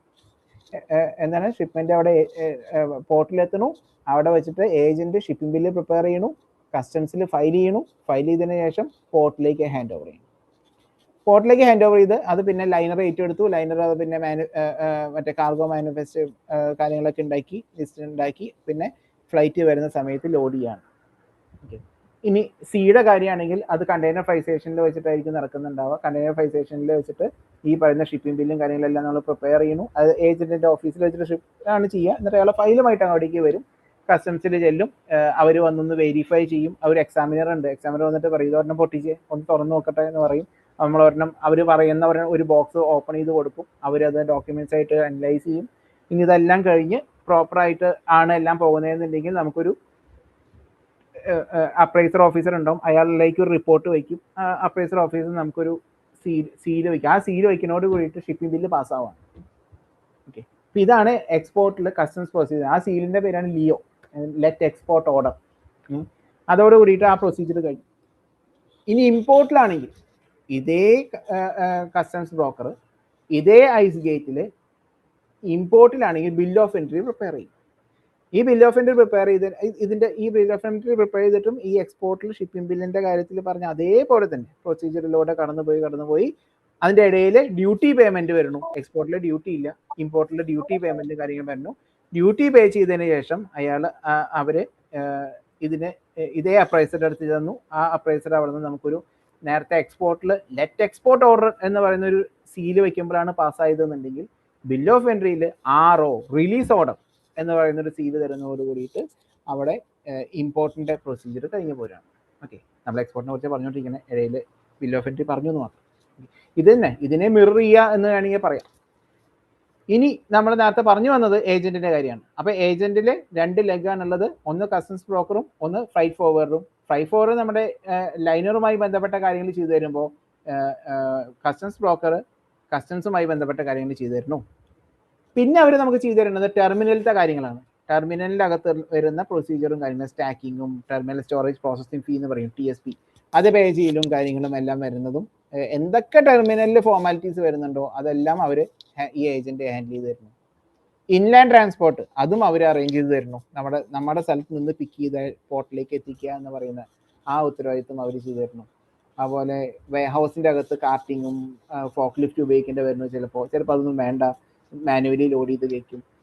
ഇങ്ങനെ പറയുന്ന കാര്യങ്ങളിലൊന്നും നമ്മൾ ഇടപെടണ്ട, ഏജന്റ് നോക്കിക്കോളും അല്ലേ. ഇനിയിപ്പോൾ കണ്ടെയ്നർ ഫ്രൈറ്റ് സ്റ്റേഷനിലാണ് പോണേ എന്നുണ്ടെങ്കിൽ നേരത്തെ പറഞ്ഞു അവിടെ വെച്ചിട്ടാണ് ഒരു കണ്ടെയ്നറിൽ സ്റ്റഫ് ചെയ്യണത്. കണ്ടെയ്നർ യാർഡിൽ നിന്ന് കണ്ടെയ്നർ ഫ്രൈറ്റ് സ്റ്റേഷനിലേക്ക് കണ്ടെയ്നർ വരും, അവിടെ വെച്ച് നമ്മുടെ ഷിപ്മെന്റ് കണ്ടെയ്നറൈസേഷൻ ചെയ്യും, കസ്റ്റംസ് ചെയ്യും, സീൽ ചെയ്യും, പിന്നെയാണ് സീപോർട്ടിൽ പോണത്. എയറിലാണെങ്കിൽ ഇങ്ങനൊരു സെക്ടർ ഇല്ല, കാരണം അത് വോളിയം കൂടുതൽ വരാത്ത പേരിലും ഒക്കെ. അവിടെ 2 തരത്തിലാണ് കസ്റ്റംസ് മറ്റേ കണ്ടെയ്നർ സീലിംഗ് നടക്കുന്നത്, FCLും LCLും. FCL എന്ന് പറഞ്ഞിട്ടുണ്ടെങ്കിൽ ഫുൾ കണ്ടെയ്നർ ലോഡിംഗ്, LCL എന്ന് പറഞ്ഞിട്ടുണ്ടെങ്കിൽ ലൂസ് കണ്ടെയ്നർ ലോഡിംഗ്. FCL എന്ന് പറഞ്ഞാൽ അതായത് ഒരു കണ്ടെയ്നറിന്റെ അകത്ത് മുഴുവൻ നമ്മുടെ ഷിപ്മെന്റ് ആണ് കയറണമെന്നുണ്ടെങ്കിൽ അതിനെ FCL എന്നും, അതിന്റെ ഒരു പാർട്ട് മാത്രം നമ്മൾ നേരത്തെ പറഞ്ഞ കൺസോൾട്ടേഷൻ എന്ന് പറയാം, പക്ഷെ നേരത്തെ പറഞ്ഞ രീതിയിലല്ല. പലരുടെയും കാർഗോ ഒരു കണ്ടെയ്നറിന്റെ അകത്ത് കയറണമെന്ന് മാത്രം. ഡോക്യുമെന്റിന്റെ കാര്യത്തിലെല്ലാം പറയണേ. അങ്ങനെ ഒരുപാട് പേരുടെ കാർഗോന്റെ കൂട്ടത്തിൽ നമ്മുടെ കാർഗോ ഒരു കണ്ടെയ്നറിനകത്ത് കയറിയിരിക്കുന്നു. അതാണ് LCL, loose container loading. Okay, depends നമ്മുടെ കാർഗോന്റെ ബോഡി അനുസരിച്ചാണ് ഇത് വരണത്, FCLോ LCLോ ആവണത്. 26 ടൺ ആണ് ആവറേജ് ഒരു 20 ഫൂട്ട് കണ്ടെയ്നറിലൊക്കെ വരുന്നത്. ആവറേജ് 26 വരെ നിർത്തിക്കില്ല, അതിന് മുമ്പായിട്ട് നിർത്തും. ഇനി 40 ഫൂട്ട് ആണെങ്കിലോ 28 ടണ്ണാണ് വരുന്നത്.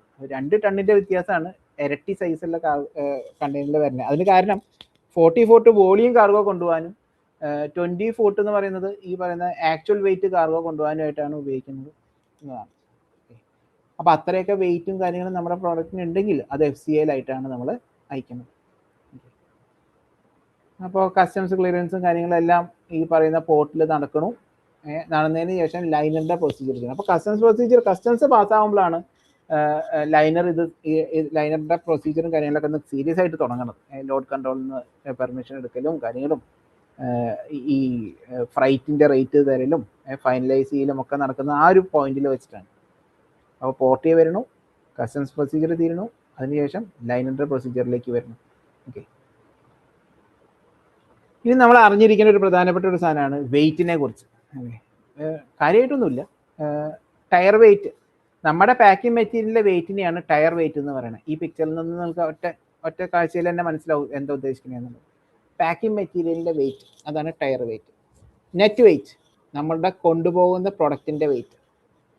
പാക്ക് ചെയ്ത പ്രൊഡക്റ്റിന്റെ വെയിറ്റ് ഗ്രോസ് വെയിറ്റ്.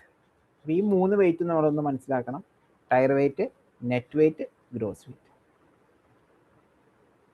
പാക്കിംഗ് മെറ്റീരിയലിന്റെ വെയിറ്റ് ടയർ വെയിറ്റ്, ഐറ്റത്തിന്റെ വെയിറ്റ് നെറ്റ് വെയിറ്റ്, പാക്ക് ചെയ്ത ഐറ്റത്തിന്റെ വെയിറ്റ് ഗ്രോസ് വെയിറ്റ്. അപ്പോൾ കാരണം ഇത് നമ്മളെല്ലായിടത്തും മെൻഷൻ ചെയ്യാൻ കാര്യങ്ങളൊക്കെ വേണ്ടതാണ്. സംസാരിക്കുമ്പോൾ എപ്പോഴും ഈ ഒരു ഭാഷ ഇത് ഉപയോഗിക്കും, അതിൻ്റെ ടയർ വെയിറ്റിനെ കുറിച്ച് സംസാരിക്കും. അപ്പോൾ ആ സമയത്ത് എന്താണ് എന്ന് നമുക്ക് എല്ലാവർക്കും അറിയാം, ഞാൻ പറഞ്ഞു വെച്ചതെന്ന് മാത്രം. പിന്നെ ഇതാ ഞാൻ നേരത്തെ പറഞ്ഞ FCLും LCLും ഫുള്ളും മുഴുവനും നമ്മുടെ കാർഗോ, അല്ലെങ്കിൽ മറ്റുള്ളവരുടെ കൂട്ടത്തിൽ നമ്മുടെ കാർഗോ എന്ന് പറയുന്നത്.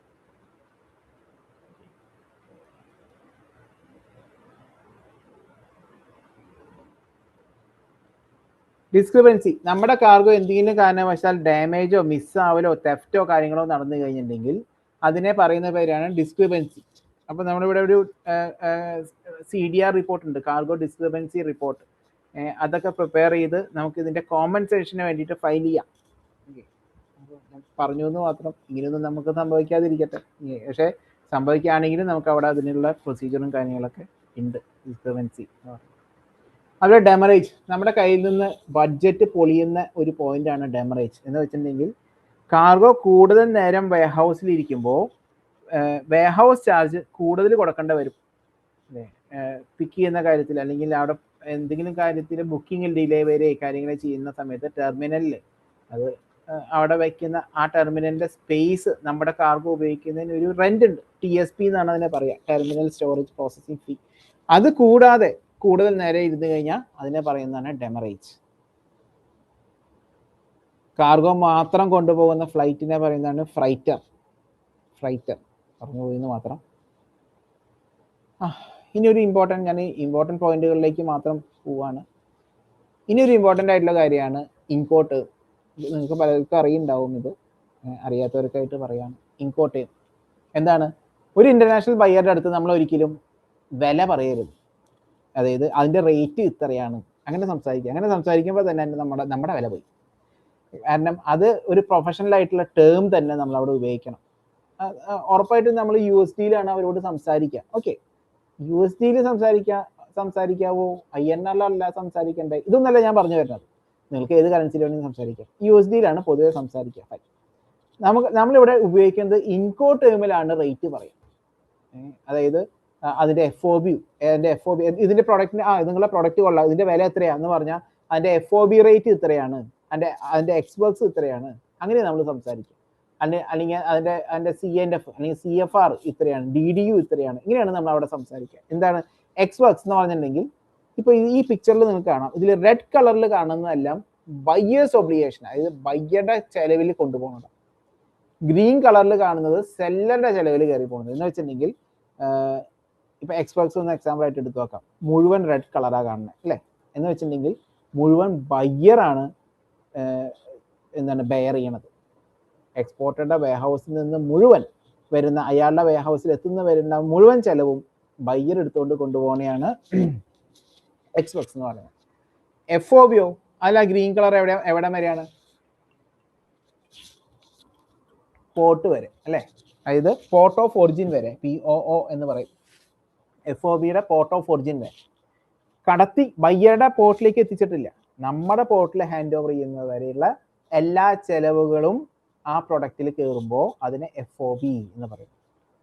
ബയ്യറുടെ പോർട്ട് വരെ എത്തിച്ചു കൊടുക്കും. CFR കോസ്റ്റ് ആൻഡ് ഫ്രൈറ്റ് എന്ന് വെച്ചാൽ ഫ്രൈറ്റും കൂടി ആഡ് ചെയ്യാണ്, എന്ന് വെച്ചാൽ ബയ്യറുടെ പോർട്ട് വരെ എത്തിക്കാനുള്ള എല്ലാ ചെലവുകളും കാണുന്നതാണ് CFR. ബയ്യറുടെ പോർട്ട് വരെ എത്തിക്കാനുള്ള എല്ലാ ചെലവും. അടുത്താണ് CIF കോസ്റ്റ് ഇൻഷുറൻസ് ഫ്രൈറ്റ് എന്ന് പറയും. അതായത് ആ ബയ്യറുടെ പോർട്ട് വരെ തന്നെയാണ് എത്തിക്കുന്നത്, ഒരു ഇൻഷുറൻസ് കൂടെ എടുക്കും. പോകുന്ന വഴിക്ക് ഉണ്ടാവുന്ന എന്തെങ്കിലും നഷ്ടം വന്നാലും അത് ഇൻഷുറൻസ് കൂടെ വരും.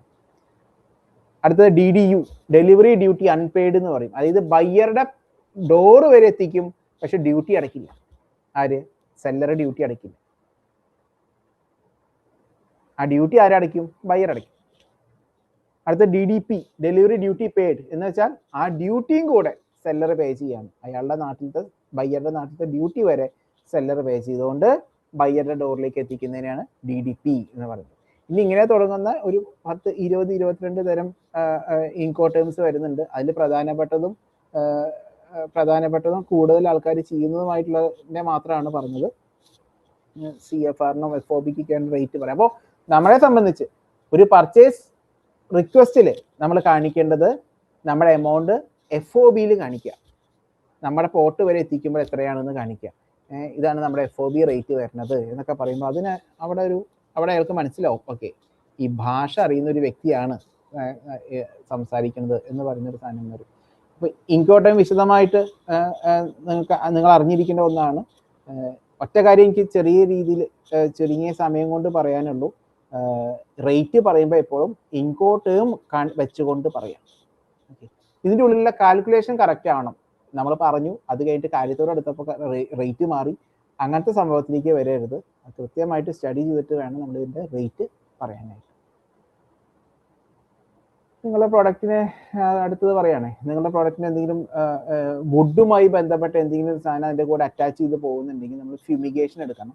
അപ്പോൾ അബുദാബിയിലൊക്കെ പോർട്ടിലൊക്കെ ഫ്യൂമിഗേഷൻ ചെയ്യാതെയാണ് വന്നതെന്നുണ്ടെങ്കിൽ അത് കത്തിക്കാനായിട്ട് വലിയൊരു സ്ഥലം ഉണ്ടാക്കി ചെയ്യുക. എന്താണോ കൊണ്ടുപോകണം അതങ്ങ് കത്തിച്ചു കളയാതെ. മറ്റൊന്നല്ല, ഈ ഇൻസെക്ട്സ്, പ്രാണി, ഫംഗസ് ഇതൊക്കെ ഒരു നാട്ടിൽ നിന്ന് വേറെ നാട്ടിലേക്ക് മൈഗ്രേറ്റ് ചെയ്യപ്പെടും. അതിനെ തടയാന്നുള്ളൊരു ഉദ്ദേശത്തിലാണ് ഫ്യൂമിഗേഷനും കാര്യങ്ങളും ചെയ്യുന്നത്. അപ്പോൾ അത് നമ്മളെപ്പോഴും ശ്രദ്ധിക്കേണ്ട ഒന്നാണ്, ഫ്യൂമിഗേഷൻ ചെയ്യാന്നുള്ളത്. അപ്പോൾ ഫ്യൂമിഗേഷൻ ഏജന്റ് ഉണ്ട്, അവർ വന്ന് ചെയ്ത് അതിൻ്റെ സർട്ടിഫിക്കറ്റും കാര്യങ്ങളൊക്കെ വെക്കും. അത് പ്രോപ്പറായിട്ട് നമ്മൾ നമ്മുടെ ബയ്യറിലേക്ക് ഹാൻഡ് ഓവർ ചെയ്യുക എന്നുള്ളത് മാത്രമാണ് നമ്മൾ ചെയ്യേണ്ടത്. പ്രോപ്പറായിട്ട് ചെയ്യണമെന്ന് ഉറപ്പ് വരുത്തേണ്ടതും നല്ലതാണ്, കാരണം റിജക്ഷൻസ് വരാം. പിന്നെ PQ എന്ന് പറയുന്നൊരു സർട്ടിഫിക്കറ്റ് നമ്മൾ എടുക്കണം. അത് ഈ സൈറ്റോ സാനിറ്ററി സർട്ടിഫിക്കറ്റ് എന്ന് പറയുന്നത്, അതായത് മറ്റേ ഒരു ചെടിയിൽ നിന്ന് ഫ്രഷ് ആയിട്ട് റോ ആയിട്ട് പോകുന്ന ഒരു പ്രൊഡക്റ്റ് ആണെങ്കിലാണ് അതിൻ്റെ PQ സർട്ടിഫിക്കേഷൻ വെക്കണം. കായ, തണ്ട്, വേര്, അതിൻ്റെ ഹസ്ക് എന്നൊക്കെ പറയുമ്പോൾ നമുക്ക് സിന്നമൻ അല്ലേ, സിന്നമനൊക്കെ കയറി പോകുമ്പോൾ അങ്ങനെ പറയും. പച്ചക്കറി, ഫ്രൂട്ട്സ്, ഇല, ഇങ്ങനെ എന്തോ ആയിക്കോട്ടെ, ഒരു ചെടിയിൽ നിന്നുള്ള ഏതൊരു ഭാഗത്തു നിന്നുള്ള ഏതൊരു പ്രൊഡക്റ്റാണ് പോകണമെന്നുണ്ടെങ്കിൽ അതിനെ അപ്പോൾ നമ്മൾ PQ സർട്ടിഫിക്കേഷൻ എടുക്കേണ്ടതായിട്ട് വരുന്നുണ്ട്. പിന്നെ ഫുഡുമായി ബന്ധപ്പെട്ട കാര്യങ്ങളാണെങ്കിൽ FSSAI എക്സ്പോർട്ട് എന്ന് പറയുന്നൊരു സ്ലാബ്, സാധാരണ FSSAI അല്ല, FSSAI എക്സ്പോർട്ട് എന്ന് പറയുന്ന സ്ലാബിലുള്ള നമ്മൾ ലൈസൻസിങ് എടുക്കേണ്ടതായിട്ടുണ്ട്. നേരത്തെ ഞാൻ പറഞ്ഞിരുന്നു, കൺട്രി ഓഫ് ഒറിജിൻ ഒരു ബേസിക് ഡോക്യുമെൻ്റ് ആണ്, എക്സ്പോർട്ടർ പ്രിപ്പയർ ചെയ്യേണ്ടതാണ്. ചേംബർ ഓഫ് കോമേഴ്സിൽ നിന്ന് കിട്ടും, നമുക്ക് ഓൺലൈനായിട്ട് എടുക്കാം. ഏത് നാട്ടിലാണ് ഈ പ്രൊഡക്റ്റ് മാനുഫാക്ചറിങ് ചെയ്തത് എന്നറിയിക്കാനായിട്ടാണ്. ഇൻവോയ്സ്, ഓക്കെ, ഇത് എക്സ്പോർട്ടർ പ്രിപ്പയർ ചെയ്യേണ്ട കുറച്ച് ഡോക്യുമെൻറ്റുകൾ നമ്മൾ നേരത്തെ സംസാരിച്ചതാണ്. PPCC ഇത് അറിഞ്ഞിരിക്കേണ്ട ഒരു നല്ലൊരു ടേമാണ്. PPCC എന്ന് പറയുന്നത് ഇത് പ്രീപെയ്ഡ് അല്ലെങ്കിൽ ചാർജസ് കളക്ട്. ഫ്രൈറ്റുമായി ബന്ധപ്പെട്ടാണ് പറയണേ, ഫ്രൈറ്റുമായി ബന്ധപ്പെട്ടത്. അതായത് നമ്മൾ കയറ്റി അയക്കുമ്പോൾ ഉണ്ടാവുന്ന കടത്തുകൂലി, ഫ്രൈറ്റ്, അത് പോർട്ട് ഓഫ് ഒറിജിനിൽ, അതായത് സെല്ലറുടെ പോർട്ടിൽ വെച്ചിട്ടാണ് പേ ചെയ്യണമെന്നുണ്ടെങ്കിൽ അതിനെ പ്രീപെയ്ഡ് ഷിപ്മെന്റ് എന്ന് പറയും. ഇത് ഡെസ്റ്റിനേഷനിലായാലും വിരോധമൊന്നുമില്ല ലൈനറെ സംബന്ധിച്ച്, അതായത് എയറോ സിയോ വട്ടവർ, അവരെ സംബന്ധിച്ച് ഇത് പോർട്ട് ഓഫ് ഒറിജിനിൽ അവരുടെ കടത്തുകൂലി കിട്ടിയാലും കുഴപ്പമില്ല, പോർട്ട് ഓഫ് ഡെസ്റ്റിനേഷനിൽ കിട്ടിയാലും കുഴപ്പമില്ല. പോർട്ട് ഓഫ് ഡെസ്റ്റിനേഷൻ ആണ് കൊടുക്കണമെന്നുണ്ടെങ്കിൽ അതിനെ ചാർജസ് കളക്ട് എന്ന് പറയും. ഓക്കെ, ഈ ടേം ഒന്ന് മനസ്സിൽ വെച്ചാൽ മതി. പോർട്ട് ഓഫ് ഒറിജിനിലാണെങ്കിൽ പ്രീപെയ്ഡും പോർട്ട് ഓഫ് ഡെസ്റ്റിനേഷനിലാണെങ്കിൽ അതിനെ ചാർജസ് കളക്ട് എന്നും പറയും. അപ്പോൾ CC ഷിപ്മെന്റ്, PP ഷിപ്മെന്റ് എന്നാണ് നമ്മുടെ ഷിപ്മെന്റിനെ പറയാം.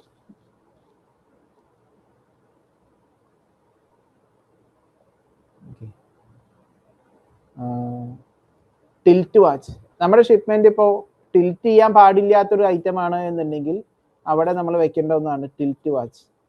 അതായത് ഈ സ്റ്റിക്കർ വെച്ച് കഴിഞ്ഞാൽ ഹാൻഡിൽ ചെയ്യുന്ന ആൾ എന്തെങ്കിലും കാരണം കൊണ്ട് അത് തിരിക്കുകയോ മറിക്കുകയോ ചെയ്ത് കഴിഞ്ഞിട്ടുണ്ടെങ്കിൽ ആ കാണുന്ന ഒരു ജെല്ലാണ് വൈറ്റ് കളറിൽ കാണുന്നത്, അത് റെഡ് കളറായിട്ട് മാറും.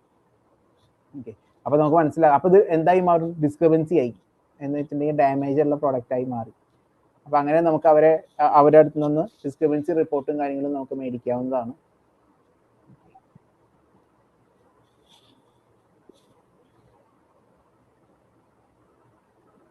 അപ്പോൾ ഒരു പ്രൊഡക്റ്റ് നമ്മൾ സ്റ്റാർട്ട് ചെയ്യുന്ന സമയത്ത് ആദ്യത്തെ ഒരു 3 മാസമൊക്കെ നമ്മൾ സർട്ടിഫിക്കേഷനും കാര്യങ്ങൾക്കൊക്കെ ആയിട്ട് പോയി എന്ന് വരാം. അത് കഴിഞ്ഞാൽ ക്ഷമയോട് കൂടിയിട്ട് വേണം നമ്മൾ സ്റ്റാർട്ട് ചെയ്യാനായിട്ട്. ഒരു 3 മാസമൊക്കെ സാമ്പിൾ അയക്കലും മെയിൽ അയക്കലും കാര്യങ്ങളൊക്കെ ആയിട്ട് അങ്ങനെ പോകും.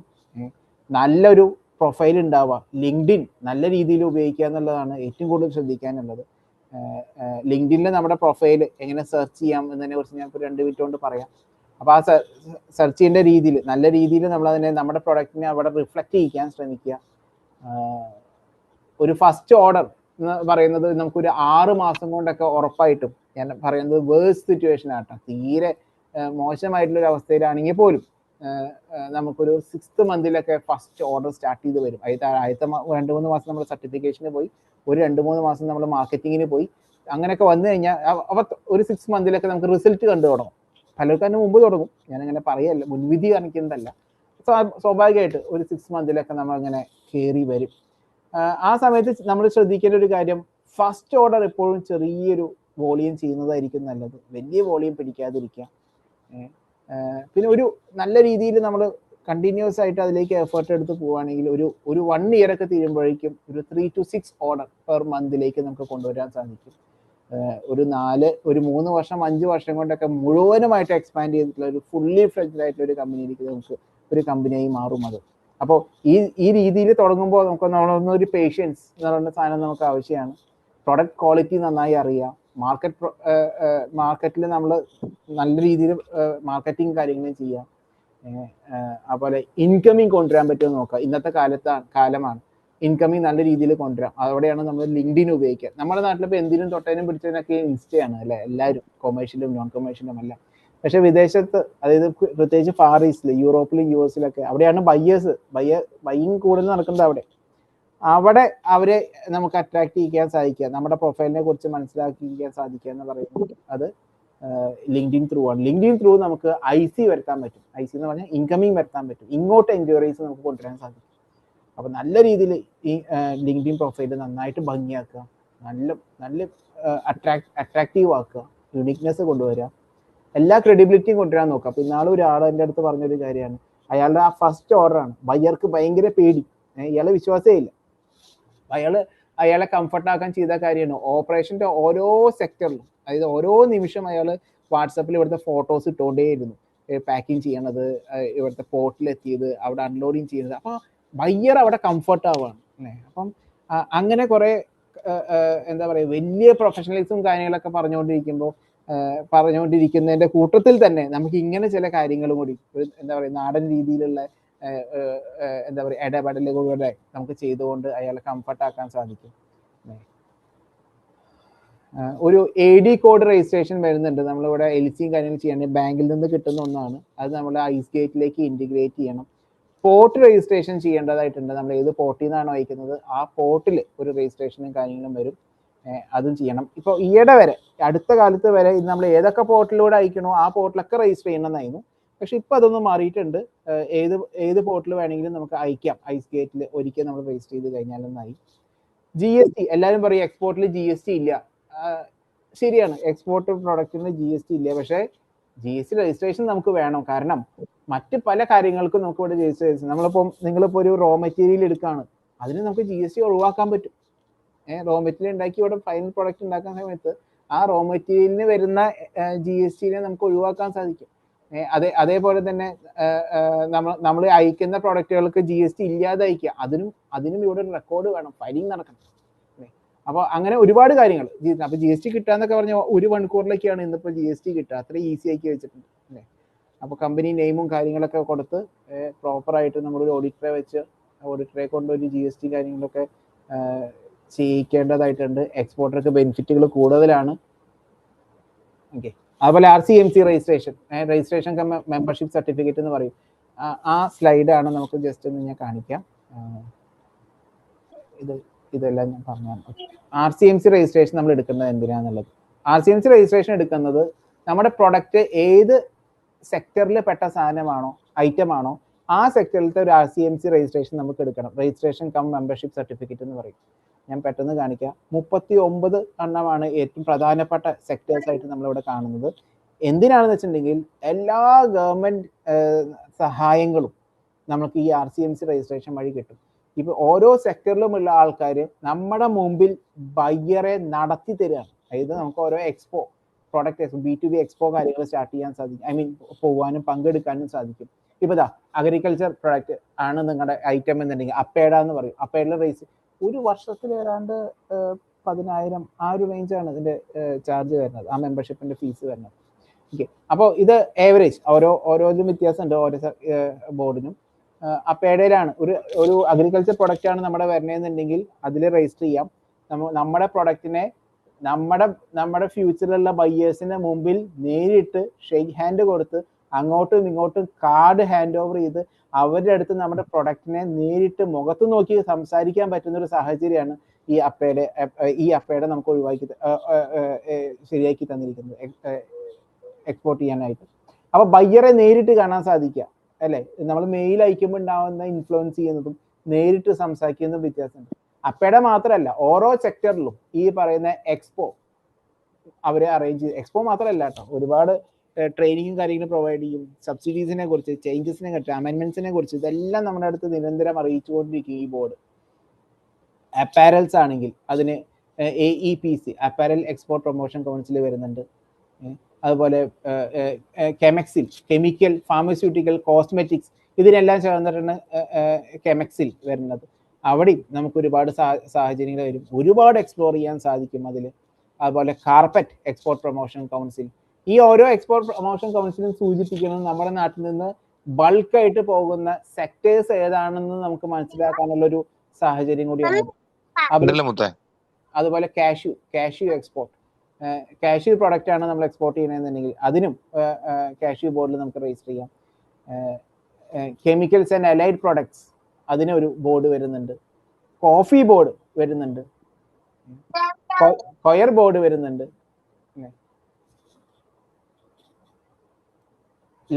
ലെതർ എക്സ്പോർട്ട് നടക്കുന്നു, അതിനും ഒരു എക്സ്പോയും കാര്യങ്ങളും നമുക്ക് പങ്കെടുക്കാൻ സാധിക്കും. എഞ്ചിനീയറിംഗ് പ്രൊഡക്റ്റ് ആണെങ്കിൽ അതിനൊരു ബോർഡ് വരുന്നുണ്ട്. ഹാൻഡിക്രാഫ്റ്റ് ആണെങ്കിൽ അതിന്, ജെം ആൻഡ് ജ്വല്ലറി ആണെങ്കിൽ, ഹാൻഡ്ലൂം പ്രൊഡക്റ്റ് ആണെങ്കിൽ, നമ്മുടെ നാട്ടിൽ ഈ ഓരോ സ്റ്റേറ്റിൽ പോയാലും ഉണ്ടാവുന്ന യൂണീക്നെസ് എന്താണെന്ന് നമുക്കറിയാം അല്ലേ. തമിഴ്നാട്ടിലത്തെ ആ ഒരു നെയ്ത്ത് രീതി അല്ല കേരളത്തിലത്തെ അല്ല ആന്ധ്രയിൽ, അതല്ല ആസാമിൽ പോയി കഴിഞ്ഞാൽ അത് വേഴ്സിറ്റാലിറ്റി എന്നൊക്കെ പറഞ്ഞിട്ടുണ്ടെങ്കിൽ ലോകത്തിന് മുഴുവൻ ഇതൊരു റെഫറൻസ് ആണ് ഈ പറയുന്ന ട്രഡീഷണൽ ഗാർമെന്റ്സിന്റെ കാര്യത്തിൽ. അതുപോലെ ഓയിൽ ആൻഡ് സീഡ്, ഏതെങ്കിലും സിറൽസിൽ നിന്നോ അല്ലെങ്കിൽ സീഡിൽ നിന്നോ എടുക്കുന്ന എണ്ണ, അത് എക്സ്പോർട്ട് ചെയ്യുന്നുണ്ട്. അതുപോലെ സിൽക്ക്, നല്ല വോളിയം കയറി പോകുന്നുണ്ട്. ചൈനയുടെ അത്രയൊന്നും വരില്ലെങ്കിലും നമ്മൾ അത്യാവശ്യം നല്ല വോളിയം കയറ്റി വരുന്നുണ്ട് സിൽക്ക്. അതേപോലെ തന്നെ ജൂട്ടിന്റെ പ്രൊഡക്റ്റുകൾ ഒരുപാട് വരുന്നുണ്ട്. മറൈൻ പ്രൊഡക്ട്സ് ധാരാളം വരുന്നുണ്ട്. അതുപോലെ ഫാർമസ്യൂട്ടിക്കൽസിന് ഒരു ബോർഡ് വരുന്നുണ്ട്. റബ്ബർ ബോർഡിന് ഒരു EPC വരുന്നുണ്ട്. അതുപോലെ പവർലൂം, ഹാൻഡ്ലൂം എന്ന് പറഞ്ഞ പോലെ തന്നെ പവർലൂമിനും ഒരു EPC വരുന്നുണ്ട്. പ്രൊജക്റ്റിന് പോലും EPC ഉണ്ട്. ഇപ്പൊ നമ്മളൊരു ദുബായിലുള്ള ഒരു പ്രൊജക്ട്, ആ പ്രൊജക്റ്റിലേക്ക് നമ്മൾ ഇവിടുന്ന് ഒരു ഇപ്പോൾ എന്താ പറയുക, അതിന്റെ ആ പ്രൊജക്റ്റിലേക്ക് വേണ്ട വല്ല ഡിസൈനോ അതിന്റെ വില അത് നമുക്ക് ഇവിടുന്ന് എക്സ്പോർട്ട് ചെയ്യാം അല്ലെ. ആ പ്രൊജക്റ്റിനെ നമുക്ക് ഇവിടെ എക്സ്പോർട്ട് ചെയ്യാം. അവിടെ ഇപ്പോൾ നമുക്ക് ഷിപ്പും ഫ്ലൈറ്റും ഒന്നും വേണ്ട, പക്ഷെ അതും ഒരു എക്സ്പോർട്ട് തന്നെയാണ്. അതിന് വരുന്ന ഇൻകം അതും റവന്യൂ തന്നെയാണ് വിദേശത്ത് നിന്ന് വരുന്നത് അല്ലെ. അതുപോലെ സർവീസ്, പല വിദേശത്തുള്ള പ്രോഡക്റ്റുകൾക്ക് നമ്മുടെ നാട്ടിൽ കോൾ സെന്ററും അതും ഇതൊക്കെ ഉണ്ട് അല്ലേ, IT സെക്ടറിലും കാര്യങ്ങളൊക്കെ. അപ്പൊ അതും എക്സ്പോർട്ട് പ്രൊമോഷൻ കൗൺസിൽ വന്നിരിക്കുന്നത്. ഷെല്ലാക്ക് നിങ്ങൾക്കറിയാം, ഇത് മരത്തിൽ നിന്ന് എടുക്കുന്നത്, ഗം ഈ അപ്പോൾസ്ട്രിക്കാരൊക്കെ ഉപയോഗിക്കില്ലേ, SR എന്നൊക്കെ പറയുന്നത് ഷെല്ലാക്ക്, അത് മരത്തിന്റെ മുകളിലെ പോളിഷ് കാര്യങ്ങൾ, എന്തിനാ നെയിൽ പോളിഷ്, ഇതെല്ലാം ഷെല്ലാക്കിന്റെ പ്രൊഡക്റ്റുകളാണ്. അതേപോലെ തന്നെ ഈ ഹണി, അതെല്ലാം ഫോറക്സ് എക്സ്പോർട്ട് പ്രൊമോഷൻ കൗൺസിൽ നമുക്ക് രജിസ്റ്റർ ചെയ്യാവുന്നതാണ്. സ്പൈസസ് അല്ലേ, നമ്മുടെ നാടിനെ ബ്രാൻഡ് ചെയ്യപ്പെട്ടത്, ലോകത്തിനെ വിളിച്ചറിയിച്ചത് അല്ലേ, 52 തരം സ്പൈസസ് ആണ് നമ്മുടെ നാട്ടിൽ നിന്ന് പോകുന്നത്. അതിന്റെ പല പ്രോഡക്റ്റുകൾക്കും ഹൈ ഡിമാൻഡാണ്. ഈവൻ അതിന് വലിയ ക്വാളിറ്റി ഇല്ലെങ്കിൽ പോലും, ക്വാളിറ്റി ഇല്ലാത്ത ചില പ്രോഡക്റ്റ്, ഇൻ ദ സെൻസ് നമ്മളെക്കാളും ക്വാളിറ്റി കൂടുതൽ ഉള്ള ചില നാടുകളുണ്ട്. അത് അവിടുത്തെ പ്രകൃതിയുടെ പ്രത്യേകത കാരണം. പക്ഷെ എങ്കിൽ പോലും ഡിമാൻഡ് നമ്മുടെ നാട്ടിലാണ്. അപ്പോൾ സ്പൈസസും ഒരുപാട് നമ്മളെ സഹായിക്കുന്നത്, ബൂസ്റ്റ് ചെയ്യുന്ന ഒന്നാണ് ഈ സെക്ടറിനെ. അതുപോലെ സ്പോർട്സ് ഐറ്റത്തിനും ഒരുപാട് സാധനങ്ങൾ, ഒരുപാട് പ്രൊഡക്റ്റുകൾ, അതിനും EPC വരുന്നുണ്ട്. അതുപോലെ കോട്ടൺ ടെക്സ്റ്റൈൽസിന്, പ്യുവർ കോട്ടൺ ടെക്സ്റ്റൈൽസ്, അതും ധാരാളം പോകുന്നതാണ്, അതിനും ഒരു EPC വരുന്നുണ്ട്. പ്ലാസ്റ്റിക്കിന് ഒരു EPC വരുന്നുണ്ട്. അതുപോലെ മാൻമെയ്ഡ് ടെക്നിക്കൽ ടെക്സ്റ്റൈൽസ്, അതായത് സിന്തറ്റിക്, റയോൺ, അങ്ങനെ തുടങ്ങുന്ന സാധനങ്ങൾ, അത് വെച്ചിട്ടുണ്ടാകുന്ന വാല്യൂ ആഡഡ് പ്രൊഡക്റ്റുകൾ, കാർപ്പറ്റ് പോലുള്ള പല സാധനങ്ങൾ, പോളിസ്റ്റർ, ഇങ്ങനെ തുടങ്ങുന്നതിനും ഒരു EPC വരുന്നുണ്ട്. തുടർന്ന് ടീ ബോർഡ്, ടുബാക്കോന് ഒരു ബോർഡ് വരുന്നു. Wool and woollen export promotion വരുന്നുണ്ട്. കോക്കനട്ട് ഡെവലപ്മെന്റ് ബോർഡ് വരുന്നുണ്ട്. മൊബൈൽ ആൻഡ് ഇലക്ട്രോണിക് ഡിവൈസിന് ഒരു ബോർഡ് വരുന്നുണ്ട്. ഈ നിങ്ങൾ ഫ്യൂച്ചറിൽ പ്ലാൻ ചെയ്യുന്നത് ഈ പറയുന്ന ഏതെങ്കിലും ഒരു സെക്ടറിലാണെന്നുണ്ടെങ്കിൽ നിങ്ങൾക്ക് അത് ജസ്റ്റ് നോട്ട് ചെയ്ത് പോകട്ടെ. ഈ പറയുന്ന EPCയിൽ വേണം നമ്മൾ പോയിട്ട് എത്രയും പെട്ടെന്ന് രജിസ്റ്റർ ചെയ്ത് വെച്ച് കഴിഞ്ഞാൽ നമുക്ക് അവിടുത്തെ എല്ലാ സർവീസും, എല്ലാ ക്ലാസ്സുകളും നമുക്ക് അറ്റൻഡ് ചെയ്യാം, എല്ലാ കാര്യങ്ങളും പഠിക്കാൻ പറ്റും. ഈ നമ്മുടെ സെക്ടറിനെ കുറിച്ച് നമ്മൾ കൂടുതൽ അറിയാൻ ഉറപ്പായിട്ടും ഈ EPCയിൽ നിന്നായിരിക്കും. അതുപോലെ എക്സ്പോർട്ട് ഓറിയന്റഡ് യൂണിറ്റ് ആണെങ്കിൽ അതിനൊരു EPC വരുന്നു. സ്പെഷ്യൽ എക്കണോമിക് സോൺ ആണെങ്കിൽ അതിനൊരു EPC വരുന്നു. മെഡിക്കൽ പ്രൊമോഷൻ കൗൺസിൽ വരുന്നുണ്ട്. അതുപോലെ ആയുഷിന്റെ കീഴിൽ, ആയുഷ് എന്ന് പറയുമ്പോൾ നമ്മുടെ നാട്ടിലുള്ള മെഡിക്കൽ ഫീൽഡിൽ, ഇത് ട്രഡീഷണൽ ആയിട്ടുള്ള മെഡിക്കൽ ഫീൽഡ്, ഇപ്പൊ ആയുർവേദം, യോഗ നാച്ചുറോപ്പതി ഒരുമിച്ചാണ് പറയുന്നത്. അതുപോലെ യുനാനി, പിന്നെ സോവാറിക്പ എന്ന് പറഞ്ഞിട്ട് വരുന്നുണ്ട്, അതാണ് S എന്ന് പറഞ്ഞത്. പിന്നെ ഹോമിയോ, ഇതുമായി ബന്ധപ്പെട്ടതാണെങ്കിൽ നമുക്ക് ആയുഷിൽ പ്രൊമോഷൻ കൗൺസിലിൽ പോയിട്ട് രജിസ്റ്റർ ചെയ്യാം. നമുക്ക് വേണ്ട എല്ലാ ഗൈഡൻസും ഈ സെക്ടറിൽ നിന്ന്, ഇത് ഒരു നോൺ പ്രോഫിറ്റബിൾ സെക്ടറാണ് ഗവൺമെന്റിന്റെ, അവിടെ വേറെ ഫീസോ കാര്യങ്ങളോ, നമ്മുടെ ഈ മെമ്പർഷിപ്പും അവിടുന്ന് തരുന്ന സർവീസും വെച്ചിട്ട് കമ്പയർ ചെയ്യാൻ പറ്റില്ല. ഒരുപാട് സർവീസ് നമുക്ക് അവിടുന്ന് കിട്ടും. ഇനി മറ്റൊന്നുണ്ട്, നമുക്കിപ്പോൾ മൾട്ടിപ്പിൾ പ്രൊഡക്റ്റ് ആണെങ്കിലോ ഏത് ബോർഡിൽ രജിസ്റ്റർ ചെയ്യും? അപ്പോഴാണ് നമുക്ക് ഫിയോയിൽ രജിസ്റ്റർ ചെയ്യാൻ പറ്റും. ഫിയോയിൽ രജിസ്റ്റർ ചെയ്യുന്നതിന് ഒരു മൾട്ടിപ്പിൾ പ്രൊഡക്റ്റ് ഒക്കെ ആണെങ്കിൽ നമുക്ക് ഈ പറയുന്ന എല്ലാ സർവീസും കാര്യങ്ങളും ഫിയോന്റെ കീഴിൽ ചെയ്യാവുന്നതാണ്. അപ്പോൾ ഇതൊക്കെയാണ് EPC. അപ്പോൾ നമ്മൾ വൺസ് എക്സ്പോർട്ടർ ആയി കഴിഞ്ഞാൽ, ഒരു എക്സ്പോർട്ടർ ആവാനുള്ള ലൈസൻസും കാര്യങ്ങളും എടുത്തു കഴിഞ്ഞിട്ടുണ്ടെങ്കിൽ പിന്നെ നമുക്ക് പോകേണ്ട ഒന്നാണ്, അല്ലെങ്കിൽ ചെല്ലേണ്ട ഒന്നാണ് EPC. EPCയിൽ നിന്ന് കിട്ടുന്ന സർവീസിലൂടെ നമുക്ക് എല്ലാ കാര്യങ്ങളും, സെക്ടേഴ്സിനെ കുറിച്ചും കാര്യങ്ങളെല്ലാം നമുക്ക് പഠിക്കാൻ സാധിക്കും എന്നുള്ളതാണ്. അതുപോലെ നമുക്ക് എല്ലാവർക്കും തോന്നുന്ന ഒരു കാര്യം, ഹയർ പ്രോഫിറ്റ് വളരെ കൂടുതലാണ് എക്സ്പോർട്ട് ചെയ്യുന്ന സമയത്ത്. ഒന്നാമത്തെ കാര്യം, ലോക്കൽ മാർക്കറ്റിൽ കിട്ടുന്നതിനേക്കാളും 60-70% കൂടുതൽ മാർജിൻ നമുക്ക് കൊണ്ടുവരാൻ പറ്റുന്നു. രണ്ടാമത്തെ ഒരു ബെനിഫിറ്റ് എന്ന് പറയുന്നത് കൂടുതലും വോളിയം കൂടുതലാണ് കയറി പോകുന്നത്. അപ്പോൾ വോളിയം കൂടുതലുള്ളതിന്, അപ്പം ഞങ്ങളൊക്കെ പണ്ടൊരു ക്ലയന്റ് ഉണ്ടായിരുന്നു, ഒരു ഭവാനി എന്ന് പറഞ്ഞിട്ട്, അവര് ഭവാനി ടെക്സ്റ്റൈൽസ് തിരുപ്പൂരുള്ളവർ. അപ്പൊ അവര് ഒരിക്കലും ഒരു ഓർഡർ കിട്ടി കഴിഞ്ഞിട്ടുണ്ടെങ്കിൽ അവര് പറയാറുണ്ട്, ആ കമ്പനിക്ക് അങ്ങ് കയറാണ് അവർ വീട്ടുകാരും എല്ലാവരും കൂടിയിട്ട്. പിന്നെ ഒരു 3 മാസമൊക്കെയാണ് ഇരുന്ന് പണിയാണ്, ഒരു ഒറ്റ ഷിപ്മെന്റ് വിടാനാണ്. പക്ഷെ അതിന്റെ ഇൻവോയ്സ് എന്ന് പറയുന്നത് 5 കോടിയും 6 കോടിയാണ്. അപ്പൊ വോളിയം കൂടുതലാണ് നമുക്ക് കയറി പോകുന്നത്. അവള് റിസ്കിനോടുള്ള സാധ്യത കുറവാണ്. അതായത് ഒരു സ്ഥലത്തെ മാർക്കറ്റ് കുറഞ്ഞു, ഇടിഞ്ഞു, വേണ്ട വേറെ ഡെസ്റ്റിനേഷൻ പിടിച്ചു. നമുക്ക് പല നാട്ടിലും എക്സ്പോർട്ട് ചെയ്യുന്ന സമയത്ത് ഒരു സ്ഥലത്ത് അതിന്റെ ട്രെൻഡ് മാറിയാലും നമ്മുടെ പ്രൊഡക്റ്റ് എക്സിസ്റ്റ് ചെയ്യും. കാരണം നമ്മൾ അവിടുന്ന് വേറെ നാട്ടിലേക്ക് ചെയ്യുന്നതിന്റെ പേരിൽ. അപ്പം റിസ്ക് ഡൈവേഴ്സിഫിക്കേഷൻ നടക്കുമെന്നുള്ള ഒന്ന് പറയാനുള്ളത്. അതുപോലെ എക്കണോമിക് സ്കെയിൽ, അതായത് എന്താണ്, കൂടുതൽ പ്രൊഡക്റ്റിനെ നമുക്ക് ഉണ്ടാക്കി കൂടുതൽ ഡെസ്റ്റിനേഷനിലേക്ക് നമുക്ക് എത്തിക്കാൻ പറ്റുമ്പോൾ ആ ഗ്ലോബൽ ഡിമാൻഡ് എന്ന് പറയുന്ന സാധനം, അത് നമ്മളെ ഒന്ന് താഴോട്ട് പോകാനുള്ള ചാൻസ് കുറവാണ്. ഒരു ബാലൻസിങ് ഉണ്ടാവും ഇങ്ങനെ വരുമ്പോൾ. അതേപോലെ തന്നെ ചലഞ്ചസും ചിലതുണ്ട്. ഇപ്പോൾ ഹൈ കോസ്റ്റ്, ഇതിന്റെ ചെലവ് പൈസ കൂടുതലാണെന്നുള്ളത്. നമ്മുടെ നാട്ടിൽ കിട്ടുന്ന റേറ്റ് അല്ല വിദേശത്ത് നമ്മുടെ ബയ്യർക്ക് കിട്ടുന്നത്. ഉറപ്പായിട്ടും ഷിപ്പിങ്ങിന്റെ കോസ്റ്റും കാര്യങ്ങളും ലോജിസ്റ്റിക്സിന്റെ ചെലവും കാര്യങ്ങളൊക്കെ വരുന്നുണ്ട് അല്ലേ. റിസ്ക് എന്ന് പറയുന്നത് എക്സ്ചേഞ്ച് റേറ്റിന്റെ കാര്യത്തിലാണ്. കാരണം ഇപ്പൊ നമ്മുടെ നാട്ടിലേക്ക് നമ്മൾ വിറ്റു, നമ്മുടെ എമൗണ്ട് വന്നു, നമ്മുടെ ബാങ്കിലേക്ക് നേരിട്ടില്ല, ബാങ്കിന് ഒരു മീഡിയേറ്റർ ഉണ്ടാവും, അതിൽ ഫോറിൻ കറൻസി ആയിട്ടാണ് വരുന്നത്, അത് ബാങ്കിന് ഒരു മീഡിയേറ്റർ ഉണ്ടാവും ഫോറക്സ് കാര്യങ്ങൾ ഹാൻഡിൽ ചെയ്യുന്നത്. അവിടെ നിന്നാണ് ബാങ്കിലേക്ക് നമ്മൾ ട്രാൻസ്ഫർ ചെയ്യുന്നത്. അപ്പം ബാങ്കിന്റെ അടുത്ത് നമുക്ക് പറയാം ഒന്ന് ആ ഫ്ലക്ച്വേഷൻസ് ഒക്കെ നോക്കി കയറുന്ന സമയത്ത് ട്രാൻസ്ഫർ ചെയ്തിട്ടാൽ മതി എന്ന്. അല്ല നമ്മൾ തിരക്ക് കാണിച്ചാൽ നമുക്കത് ചിന്തിക്കാൻ പറ്റില്ല. അപ്പൊ അതൊക്കെ ഓപ്പറേഷൻ സ്റ്റാർട്ട് ചെയ്യുന്ന സമയത്ത് ബാങ്കിൽ നമ്മൾ അക്കൗണ്ട്സും കാര്യങ്ങളൊക്കെ അക്കൗണ്ട് എടുക്കുന്ന സമയത്തൊക്കെ അവരിൽ നിന്ന് കിട്ടും അത്തരം നോളജും കാര്യങ്ങളൊക്കെ, എങ്ങനെ ഹാൻഡിൽ ചെയ്യണം, തിരക്ക് പിടിക്കരുത് എന്നൊക്കെ അവർ പൊതുവെ പറയും. ഓക്കെ. പിന്നെ കേരളത്തിൽ നിന്നുള്ള ലോജിസ്റ്റിക്സിന്റെ കുറെ, അതായത് കേരളത്തിൽ നിന്നുള്ള പൊട്ടൻഷ്യൽ എന്ന് പറയുന്നത് മറ്റൊന്നല്ല, marine product, spices, rubber, cashew, coir, അതേപോലെ തന്നെ സർവീസ്, പ്രത്യേകിച്ച് IT മേഖലയിലൊക്കെ ഇതിലേക്കാണ് നമ്മൾ ഏറ്റവും കൂടുതൽ വോളിയം വെച്ചുകൊണ്ട്, അല്ലെങ്കിൽ നമ്മളൊരു പേരെടുത്തിരിക്കുന്നത് ഗ്ലോബൽ മാർക്കറ്റിൽ ഈ പറയുന്ന പ്രൊഡക്റ്റുകളുടെ പുറത്താണ് കൂടുതലും. എല്ലാം ഉണ്ട്, ഒന്നും കുറവല്ല, ചെറിയ രീതിയിലൊക്കെ എല്ലായിടത്തും എല്ലാ പ്രൊഡക്റ്റുകളും ഉണ്ടെങ്കിലും കൂടുതൽ നമ്മൾ പേരെടുത്തത് ഇതിന്റെ പുറത്താണ്. അവിടെ ഞാൻ നേരത്തെ പറഞ്ഞു ലിങ്ക്ഡിനെ ചെറുതായി കാണരുത്, മാക്സിമം ലിങ്ക്ഡിനെ കുറിച്ച് മനസ്സിലാക്കുക, ലിങ്ക്ഡിനിലൂടെ നമ്മൾ നല്ല പ്രൊഡക്റ്റുകളും കാര്യങ്ങളും കൊണ്ടുവരാൻ നോക്കുക, നല്ല രീതിയിൽ അതിനെ റിഫ്ലക്ട് ചെയ്യുക, ആ ഡിജിറ്റൽ പ്രസൻസ് എന്ന് പറയും, അത് നല്ല രീതിയിൽ നമുക്ക് കൊണ്ടുവരാൻ പറ്റുമോ നോക്കുക. എത്രയും നേരത്തെ നിങ്ങൾ ലിങ്ക്ഡിൻ തുടങ്ങിയിരുന്നോ അത്രയും നല്ലതാണ്. ബയ്യറെ സംബന്ധിച്ച് അയാൾക്ക് ഒന്ന് കാണണം ഒരുപാട് സാധനങ്ങൾ ഉണ്ട് എന്നുള്ളത്, ഒരുപാട് നാളായിട്ട് നമ്മൾ ഇതിൽ ഇൻവോൾവ് ആണ് എന്നുള്ളത് കാണണം. എല്ലാ ബയ്യർക്കും നമ്മളോട് കിട്ടുന്ന ഒരു ട്രസ്റ്റ് എന്ന് പറയുന്നത് ഈ പറയുന്ന സോഷ്യൽ മീഡിയയിലൂടെ, പിന്നെ ഈ ക്രെഡിബിലിറ്റി ഏജന്റുമാരെ വെച്ചിട്ട് അവർ നമ്മളെ കുറിച്ച് അന്വേഷിക്കും.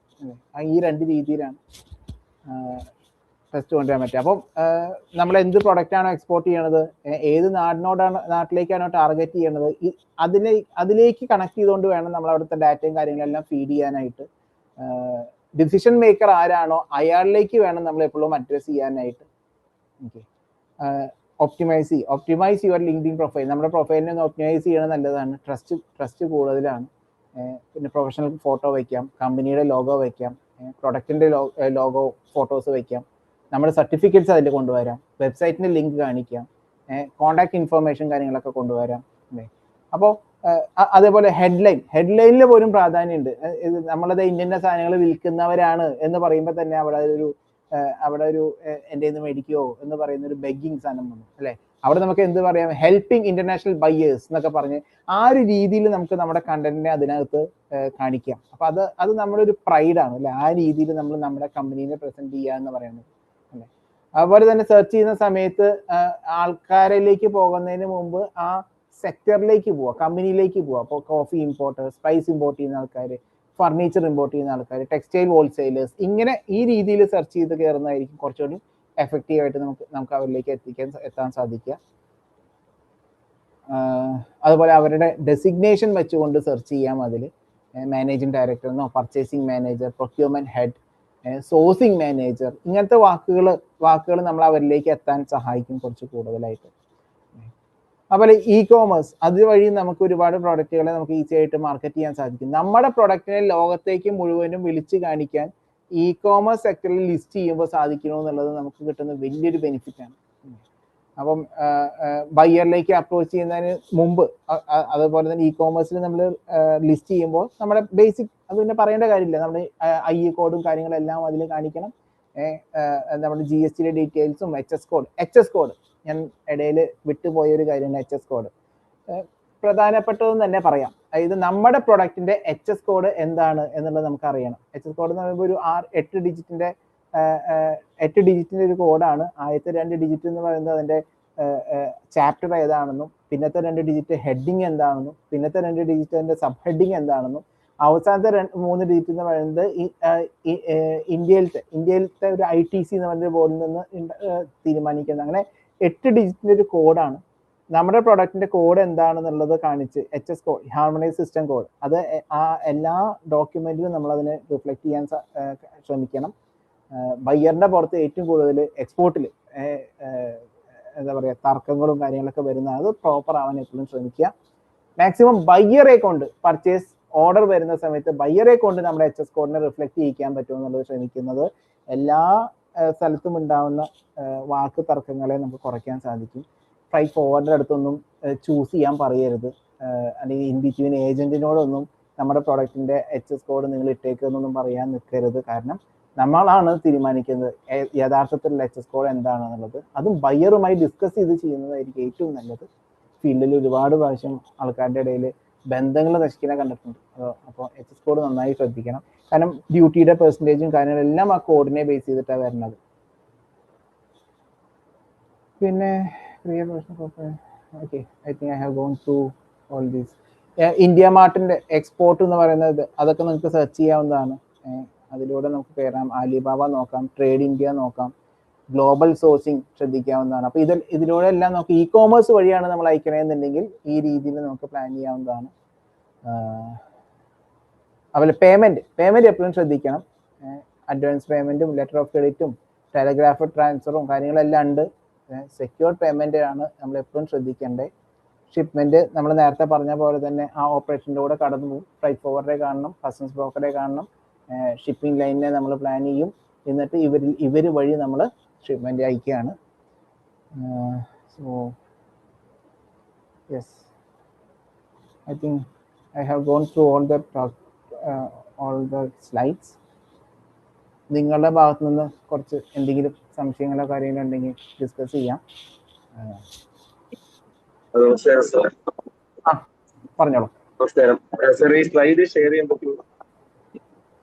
ഞാൻ ചെയ്യാം. അതാ ഈ PC ഡീറ്റെയിലും കാര്യങ്ങളൊക്കെ ഉണ്ട്. ഞാൻ ഹലോ പറഞ്ഞോളൂ.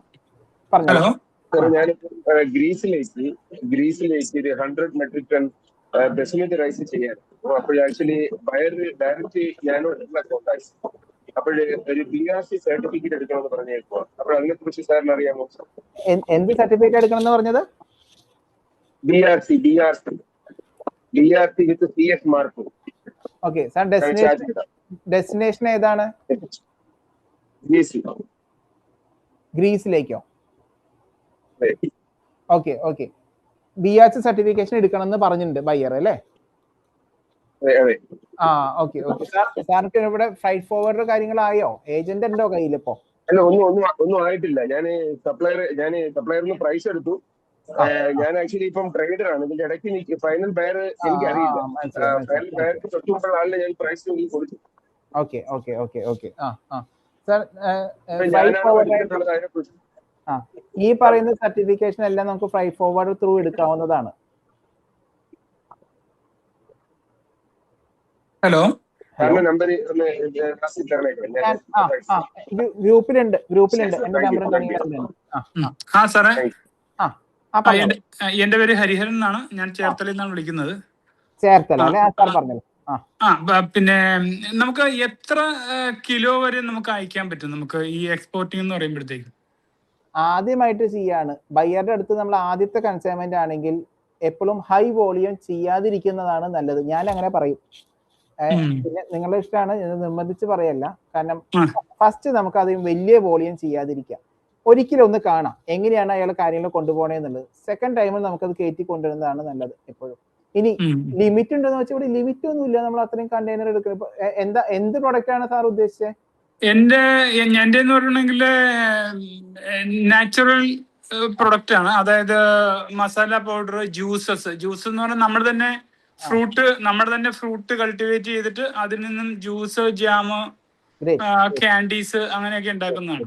ഓക്കെ സാർ, ഒരു 20 ഫൂട്ട് കണ്ടെയ്നറിലാണെങ്കിൽ 26 ടണ്ണ് വരെ നമുക്ക് ഒറ്റ കണ്ടെയ്നറിൽ കൊണ്ടുപോകാം. ഓക്കെ സാറിന് ഇപ്പോ ഫസ്റ്റ് കൺസൈൻമെന്റ് ഒരു FCL ആയിട്ടാണ് അയക്കണമെന്നുണ്ടെങ്കിൽ മാക്സിമം ഒരു 26 ഒന്നും വരില്ല, ഒരു 24-25 ടണ്ണിൽ നമുക്ക് അതിനെ നിർത്താൻ പറ്റും. നമുക്ക് ബിലോ ഒരു 1 ടണ്ണിൽ ബിലോയേ ഉണ്ടാവുള്ളൂ. അപ്പൊ അത് അയക്കാൻ പറ്റുമെന്ന് അറിയാം. ഉറപ്പായിട്ടും അയക്കാമല്ലോ. 1 ടൺ ഇപ്പൊ മാക്സിമം എത്ര അയക്കാൻ പറ്റും എന്ന് ചോദിച്ചപ്പോ ഞാൻ അതുകൊണ്ടാണ് ഹൈ മുഴുവനായിട്ട് പറഞ്ഞത്. 1 ടൺ സാറിന് അയക്കാമല്ലോ. ഇത്ര ഇപ്പൊ സാമ്പിൾ ഒക്കെ അയക്കണതല്ലേ ആൾക്കാര്. 3 കിലോ 5 കിലോ ഒക്കെ പറഞ്ഞാൽ നിറയെ സാമ്പിൾ വരെ അയക്കണതാണ്. 1 ടൺ അയക്കാം. 1 ടണ്ണാക്കി ഉള്ള സ്ഥിതിക്ക് നമുക്ക് അത്യാവശ്യം സ്ലാബ് റേറ്റിന്റെ ആ ഒരു ബേസിക് സ്ലാബ് റേറ്റിൽ നിന്ന് കുറച്ച് നമുക്കൊരു മുകളിലേക്ക് കയറി കിട്ടുകയും ചെയ്യും. 1 ടൺ പിന്നെ മുതൽ വേറൊരു കാര്യം സാറേ, എനിക്ക് ഇതിന്റെ നമുക്ക് ഈ ഡോക്യുമെന്റ് പ്രിപ്പറേഷനും അതെല്ലാം ചെയ്യാനായിട്ട് നമുക്കൊരു ഹെൽപ്പ് എവിടെ നിന്ന് കിട്ടും? പ്രൈവറ്റ് ആണെങ്കിലും കുഴപ്പമൊന്നുമില്ല, നമുക്കൊരു ഗൈഡൻസ് എന്തായാലും വേണം, അല്ലാതെ നമുക്ക് അതെവിടെ കിട്ടും? സാറ് ചെയ്യുന്നുണ്ടോ അതിനൊക്കെ അങ്ങനെയുള്ള ഡീറ്റെയിൽ കാര്യങ്ങള്? ഞാൻ ചെയ്തു തരാം, കുഴപ്പമില്ല. അപ്പൊ എനിക്ക് സാറിന്റെ എറണാകുളത്താണ്, എന്റെ ചേർത്തലയാണ്. സാറ് എവിടെയാണ്? സാർ കോൺടാക്ട് ചെയ്താൽ മതി, നമുക്ക് ചെയ്യാം. സാറിന് ഇപ്പൊ വേണ്ടി വരുന്നത് സാറിന്റെ ഭാഗത്തു നിന്ന് വരുന്ന കുറച്ച് ഡോക്യുമെന്റ്സ് ഉണ്ട്. ഈ പറയുന്ന commercial invoice, packing list, country of origin എടുക്കുന്ന കാര്യങ്ങൾ, SLI പ്രിപ്പയർ ചെയ്യുന്ന കാര്യങ്ങൾ, അങ്ങനെ കുറച്ചൊരു ഇതൊന്നും അധികമൊന്നും ഇല്ല. ഒരു ഫസ്റ്റ് ടൈം പറഞ്ഞ് ചെയ്ത് കഴിഞ്ഞാൽ കയ്യിൽ കിട്ടും. ഇതൊക്കെ സിമ്പിൾ ആണ് കാര്യങ്ങൾ. പിന്നെ മറ്റൊന്ന്, നമ്മുടെ ഈ എക്സ്പോർട്ട് ബയേഴ്സിനെ കിട്ടാനായിട്ട് നമ്മള് ഇപ്പൊ ഗൾഫ് കൺട്രീസിലാണെങ്കിൽ, ഇപ്പൊ UAE-യിലാണെങ്കിൽ അവിടെ നമ്മള് വിസിറ്റ് ചെയ്തിട്ട് ബയേഴ്സിനെ കണ്ടെത്തണോ അതോ ഓൺലൈൻ വഴി കണ്ടെത്തിയാൽ മതിയോ? ഓൺലൈൻ വഴി നമുക്ക് ഒരുപാട് ഏജന്റുമാര് നമുക്ക് ഡാറ്റ പ്രൊവൈഡ് ചെയ്യുന്ന ഏജൻസ് ഉണ്ട്. അവരെ കോൺടാക്ട് ചെയ്തിട്ട് നമുക്ക് ഡാറ്റ കിട്ടും. പക്ഷെ ക്രെഡിബിലിറ്റിയും കാര്യങ്ങളെല്ലാം ചെക്ക് ചെയ്തിട്ടായിരിക്കണം എന്ന് മാത്രം. ഓക്കെ, ബൾക്കായിട്ട് നമ്മൾക്ക് മെയിൽ അയക്കാം, അതുപോലെ സാമ്പിൾ അയക്കേണ്ട കേസിൽ സാമ്പിൾ അയക്കാം. ആ മെയിലിനെ നമുക്ക് ഫണൽ ചെയ്യാനുള്ള ഓപ്ഷനും കാര്യങ്ങളൊക്കെ ഇവിടെ ഉണ്ട്. ഫണൽ ചെയ്യാം. ഫണൽ ചെയ്തിട്ട് അതിൽ അത്യാവശ്യക്കാർക്ക് മാത്രം, റെസ്പോണ്ട് ചെയ്യുന്ന ആൾക്കാരിലേക്ക് മാത്രം നമുക്ക് ഫോണിൽ സംസാരിക്കും കാര്യങ്ങളും ചെയ്യാം. അങ്ങനെ നമുക്ക് ഫണൽ ചെയ്ത് കൊണ്ടുവന്ന് ഇപ്പൊ ഒരു 1000 പേരുടെ ഡാറ്റ ഉണ്ടെങ്കിൽ അതിലത്തെ ഒരു 40 പേരൊക്കെയാണ് റെസ്പോണ്ട് ചെയ്യാം. 1000 പേരിലേക്ക് നമ്മുടെ പർച്ചേസ് റിക്വസ്റ്റ് പോയി കഴിഞ്ഞിട്ടുണ്ടെങ്കിൽ ആ 40 പേരിൽ നിന്ന് ചിലപ്പോൾ ഒരു 2 പേരോ 3 പേരോ ആയിരിക്കും മേടിക്കുന്നത്, അല്ലെ? അപ്പൊ ആ 40 പേരിലുള്ള ആൾക്കാരെ എങ്ങനെ വീണ്ടും ഫണൽ ചെയ്യാം? ഇതിനെല്ലാം ഇന്നിപ്പോ ഇവിടെ ഈ AI-യും സോഫ്റ്റ്വെയറും കാര്യങ്ങളൊക്കെ ഉണ്ട്. പക്ഷെ ഏറ്റവും അവസാനം നമ്മളുടെ അടുത്ത് നിന്ന് എടുക്കാം എന്ന് പറയുന്ന ആൾക്കാരുടെ ക്രെഡിബിലിറ്റി ചെക്ക് ചെയ്തിട്ട് വേണം നമ്മളിത് ചെയ്യാനായിട്ട്. അപ്പോൾ നമ്മളവിടെ ഒരു ഏജന്റും കാര്യങ്ങളൊക്കെ ഉണ്ട്, ക്രെഡിബിലിറ്റി ചെക്ക് ചെയ്യുന്ന ഏജന്റ്. ആ ഏജന്റ് ഇയാൾ മുമ്പ് വേറെ ആൾക്കാരുടെ നിന്ന് എടുത്തിട്ടുണ്ടോ, പ്രോപ്പറായിട്ട് പേയ്മെന്റ് നടത്തിയിട്ടുണ്ടോ, ഇതൊക്കെ ഒന്ന് ചെക്ക് ചെയ്യാം. തുടക്കക്കാരുടെ രീതിയിൽ അവര് നമ്മളെയും ചെക്ക് ചെയ്യും. ഓക്കെ, നമ്മൾ മുമ്പ് ചെയ്തിട്ടുണ്ടോ ഇല്ലെന്നൊക്കെ അവരും ചെക്ക് ചെയ്യും. പിന്നെ മാക്സിമം LC ത്രൂ ചെയ്യാം. ബാങ്കിൽ LC ത്രൂ ചെയ്യണമെങ്കിൽ ഈവൻ ഈ മുമ്പത്തെ അവസ്ഥ എന്താണ് കാര്യങ്ങളൊന്നും നോക്കേണ്ട കാര്യമില്ല. എന്താ പറയാ, ബാങ്ക് ഗ്യാരണ്ടി വഴി ചെയ്യാവുന്നതാണ്. പക്ഷെ എല്ലാ പ്രൊഡക്റ്റിനും ബാങ്ക് ഗ്യാരണ്ടി കിട്ടുന്നില്ല എന്നുള്ളതാണ്. അപ്പൊ അതൊന്ന് ചെക്ക് ചെയ്യാം എപ്പോഴും. പരിചയമില്ലാത്ത ആൾക്കാരാണ്, റിസ്ക് ഉണ്ടെന്ന് തോന്നുന്നുണ്ടെങ്കിൽ ബാങ്ക് LC നല്ലത്. ഞാനപ്പോ ഇത് ഈ മീറ്റിംഗിന് ശേഷം നാളെയോ മറ്റന്നാളോ സാറിനെ കോൺടാക്ട് ചെയ്യാം. Okay, thank you. വേറെ ഞാൻ കാലിക്കറ്റിൽ നിന്നാണ്, നിസാർ എന്നാണ് പേര്. സാർ നേരത്തെ പറഞ്ഞില്ലേ, ഒരു ചൈനയിൽ നിന്നൊക്കെ നമ്മള് മെഷീൻസ് ഇമ്പോർട്ട് ചെയ്യുമ്പോഴേ അതിന്റെ ഡ്യൂട്ടി ഒഴിവായി കിട്ടുന്നുള്ളത് പറഞ്ഞല്ലോ, നമ്മളതിന്റെ പ്രൊഡക്ഷൻ അനുസരിച്ച് കണ്ടീഷന്റെ ബേസിലെ. അതേപോലെ തന്നെ നമ്മൾ ഒരു പ്രോഡക്റ്റ്, ഒരു റോ മെറ്റീരിയൽ ചൈനയിൽ നിന്ന് ഇമ്പോർട്ട് ചെയ്തിട്ട് നമ്മൾ റീപാക്ക് ചെയ്തിട്ട് തിരിച്ച് ചെയ്യുന്നതിന് ഈ ഒരു ഇത് കിട്ടുമോ, ഈ ഒരു favour? I mean export for അല്ല, ഇമ്പോർട്ട് ഫോർ റീ എക്സ്പോർട്ട് എന്ന് പറയും. AA അഡ്വാൻസ് ഓതറൈസേഷൻ എന്ന് പറയും അതിനെ. അതായത് ഞാനിപ്പോ ലാസ്റ്റ് ഒരു ഇമ്പോർട്ട് ചെയ്യാൻ സാധനം ശ്രമിച്ചപ്പോൾ ഏകദേശം 50% ഡ്യൂട്ടി വരുന്നുണ്ട്. അത് എന്നിട്ട് സാറ് എന്താ കൊണ്ടുവരണത് ചൈനയിൽ നിന്ന്? റോ മെറ്റീരിയൽ ലൈവ് ഫിഷ് ആണ്. ലൈവ് ഫിഷ് സാറ് ചൈനയിൽ നിന്ന് ഇങ്ങോട്ട് കൊണ്ടുവരും. ഇവിടെ കൊണ്ടുവന്നിട്ട് ഇവിടുന്ന് റീ എക്സ്പോർട്ട് ചെയ്യാനാണോ? എനിക്ക് അങ്ങനെ ആയിരുന്നു നേരത്തെ, അങ്ങനെ പ്ലാൻ ഉണ്ടായിരുന്നില്ല. നേരത്തെ ഇവിടെ കൊടുത്ത് ഇവിടെ സെയിൽ ചെയ്യാനായിരുന്നു. അപ്പൊ അങ്ങനെ നോക്കുമ്പോൾ ഭയങ്കരമായിട്ട് എബോ 50% ഇത് വരുന്നുണ്ട് ഇതിന്റെ. സാർ ഇത് റീ എക്സ്പോർട്ട് ചെയ്യാൻ പറ്റുന്ന ഐറ്റം ആണോ എന്ന് ആദ്യം ചെക്ക് ചെയ്യണം. കാരണം ഞാൻ ഇപ്പൊ നിലവിൽ ഇപ്പൊ എന്റെ ഇത് മാറ്റി ഞാൻ വീണ്ടും അത് റീ എക്സ്പോർട്ട് ചെയ്യാൻ പറ്റുന്ന രീതിയിൽ പ്രൊഡക്റ്റ് ആണ് ചെയ്യുന്നത്, അല്ലെ? നമുക്കിവിടെ റെസ്ട്രിക്റ്റഡ് പ്രൊഡക്റ്റ് ഉണ്ട്. ലൈവ് എന്ന് പറയുമ്പോഴേ റെസ്ട്രിക്റ്റഡ് പ്രൊഡക്റ്റ് ആണോ എന്നൊന്ന് നോക്കണം. അലൗഡ് ആണെന്നുണ്ടെങ്കിൽ ഒന്നും നോക്കണ്ട. ആ ഇറക്കുമ്പോ നമ്മൾ പേ ചെയ്ത ഡ്യൂട്ടി നമ്മുടെ ബയ്യർ, ഇപ്പൊ സാറ് ചൈനയിൽ നിന്ന് കൊണ്ടുവന്നു, ഇതിപ്പോ ചോദിച്ചത് നന്നായി, ഞാൻ വിട്ടുപോയൊരു പോയിന്റ് ആയിരുന്നു. ചൈനയിൽ നിന്ന് കൊണ്ടുവന്നു, അത് ഇവിടെ വെച്ചിട്ട് സാർ അത് റീ എക്സ്പോർട്ട് ചെയ്യാണ്. ചൈനയിൽ നിന്ന് കൊണ്ടുവരുമ്പോ സാർ ഡ്യൂട്ടി അടയ്ക്കണം. പക്ഷെ ഈ അടച്ച ഡ്യൂട്ടി നമ്മൾ റീ എക്സ്പോർട്ട് ചെയ്യുന്ന സമയത്ത് നമ്മുടെ ബയ്യർ അവരെ നാട്ടില് ഇമ്പോർട്ട് ചെയ്യുമ്പോൾ അവിടെ ഡ്യൂട്ടി അടയ്ക്കുമല്ലോ. ഇന്ത്യയിൽ അവരുടെ നാട്ടിൽ ഇപ്പൊ ദുബായിൽ ഇമ്പോർട്ട് ചെയ്യുമ്പോൾ ഡ്യൂട്ടി അടയ്ക്കണല്ലോ. ആ ഡ്യൂട്ടി അടച്ചതിന്റെ ഡീറ്റെയിൽസ് നമുക്ക് അയച്ചു തന്നാൽ അത് നമ്മൾ ഇവിടെ സബ്മിറ്റ് ചെയ്യുമ്പോൾ ആദ്യം അടച്ച ഡ്യൂട്ടി നമുക്ക് തിരിച്ചു കിട്ടും. അത് സ്ട്രിപ്പുകളായിട്ടാണ് കിട്ടുക. സ്ട്രിപ്പുകളായിട്ടാണ് കിട്ടുക. അതായത് പൈസ ആയിട്ടല്ലേ കിട്ടുക. നമുക്ക് ഇനി അടുത്ത ഗവൺമെന്റ് മറ്റേ ഡ്യൂട്ടി ഒബ്ലിഗേഷനിൽ നമുക്ക് അതിനെ ഉപയോഗിക്കാം. അല്ലെങ്കിൽ ഹാൻഡ് ഓവർ ചെയ്ത് വേറെ ആൾക്ക് വിൽക്കുകയും ചെയ്യാം. ഒരു 80-85% കിട്ടും. എന്തായാലും ഇത്രേ ചുരുക്കി പറയാനുള്ളൂ. ഡ്യൂട്ടി തിരിച്ചു കിട്ടും. Okay sir. Okay, thank you sir. Sir പക്ഷെ ആ പ്രൊഡക്റ്റ് അത് തടസ്സങ്ങളില്ലല്ലോ എന്നൊന്ന് ഉറപ്പ് വരുത്തിയാൽ മതി. വേറെ നാട്ടിൽ. Okay sir. Okay, thank you. Hello sir, ഞാൻ മലപ്പുറത്തുനിന്ന്. പറഞ്ഞോളൂ. ക്രെഡിറ്റ് ആണ് സപ്ലൈ ചെയ്യുന്നതെങ്കിൽ എത്ര നാളിലെ ഉള്ളിൽ നമുക്ക് ആ പേയ്മെന്റ് വരണം നമ്മളെ അക്കൗണ്ടില്? എന്താ സാർ പറഞ്ഞ പേയ്മെന്റ്? നമ്മള് ഒരു ക്രെഡിറ്റ് സപ്ലൈ എത്ര നാളത്തെ ഉള്ളിൽ നമുക്കത് പേയ്മെന്റ് വരണം? നമ്മൾ എത്ര ക്രെഡിറ്റ് പീരീഡ് വെക്കുന്നത്? ഇപ്പൊ നമ്മുടെ ബയ്യർ എത്ര ദിവസമാണ്? ഒന്ന് മ്യൂട്ട് ചെയ്യോ സംസാരിക്കുന്ന ആള്? ഫോണിൽ സംസാരിക്കുന്ന ആള്. ശരി, ഞങ്ങള് ഇപ്പൊ നിങ്ങൾക്ക് ഒരു കാര്യം നിങ്ങൾ CV ആയിരിക്കും ഞങ്ങള്. ഹലോ, കേൾക്കുന്നുണ്ടോ?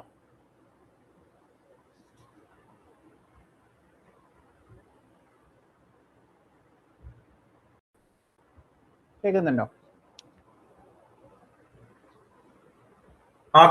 കേൾക്കുന്നുണ്ട്. ഓക്കെ. എത്ര ദിവസം കൊണ്ടാണ് നമ്മൾ പേയ്മെന്റ് നമുക്ക് ഒരു ഒബ്ലിഗേഷൻ ഉണ്ടാവും.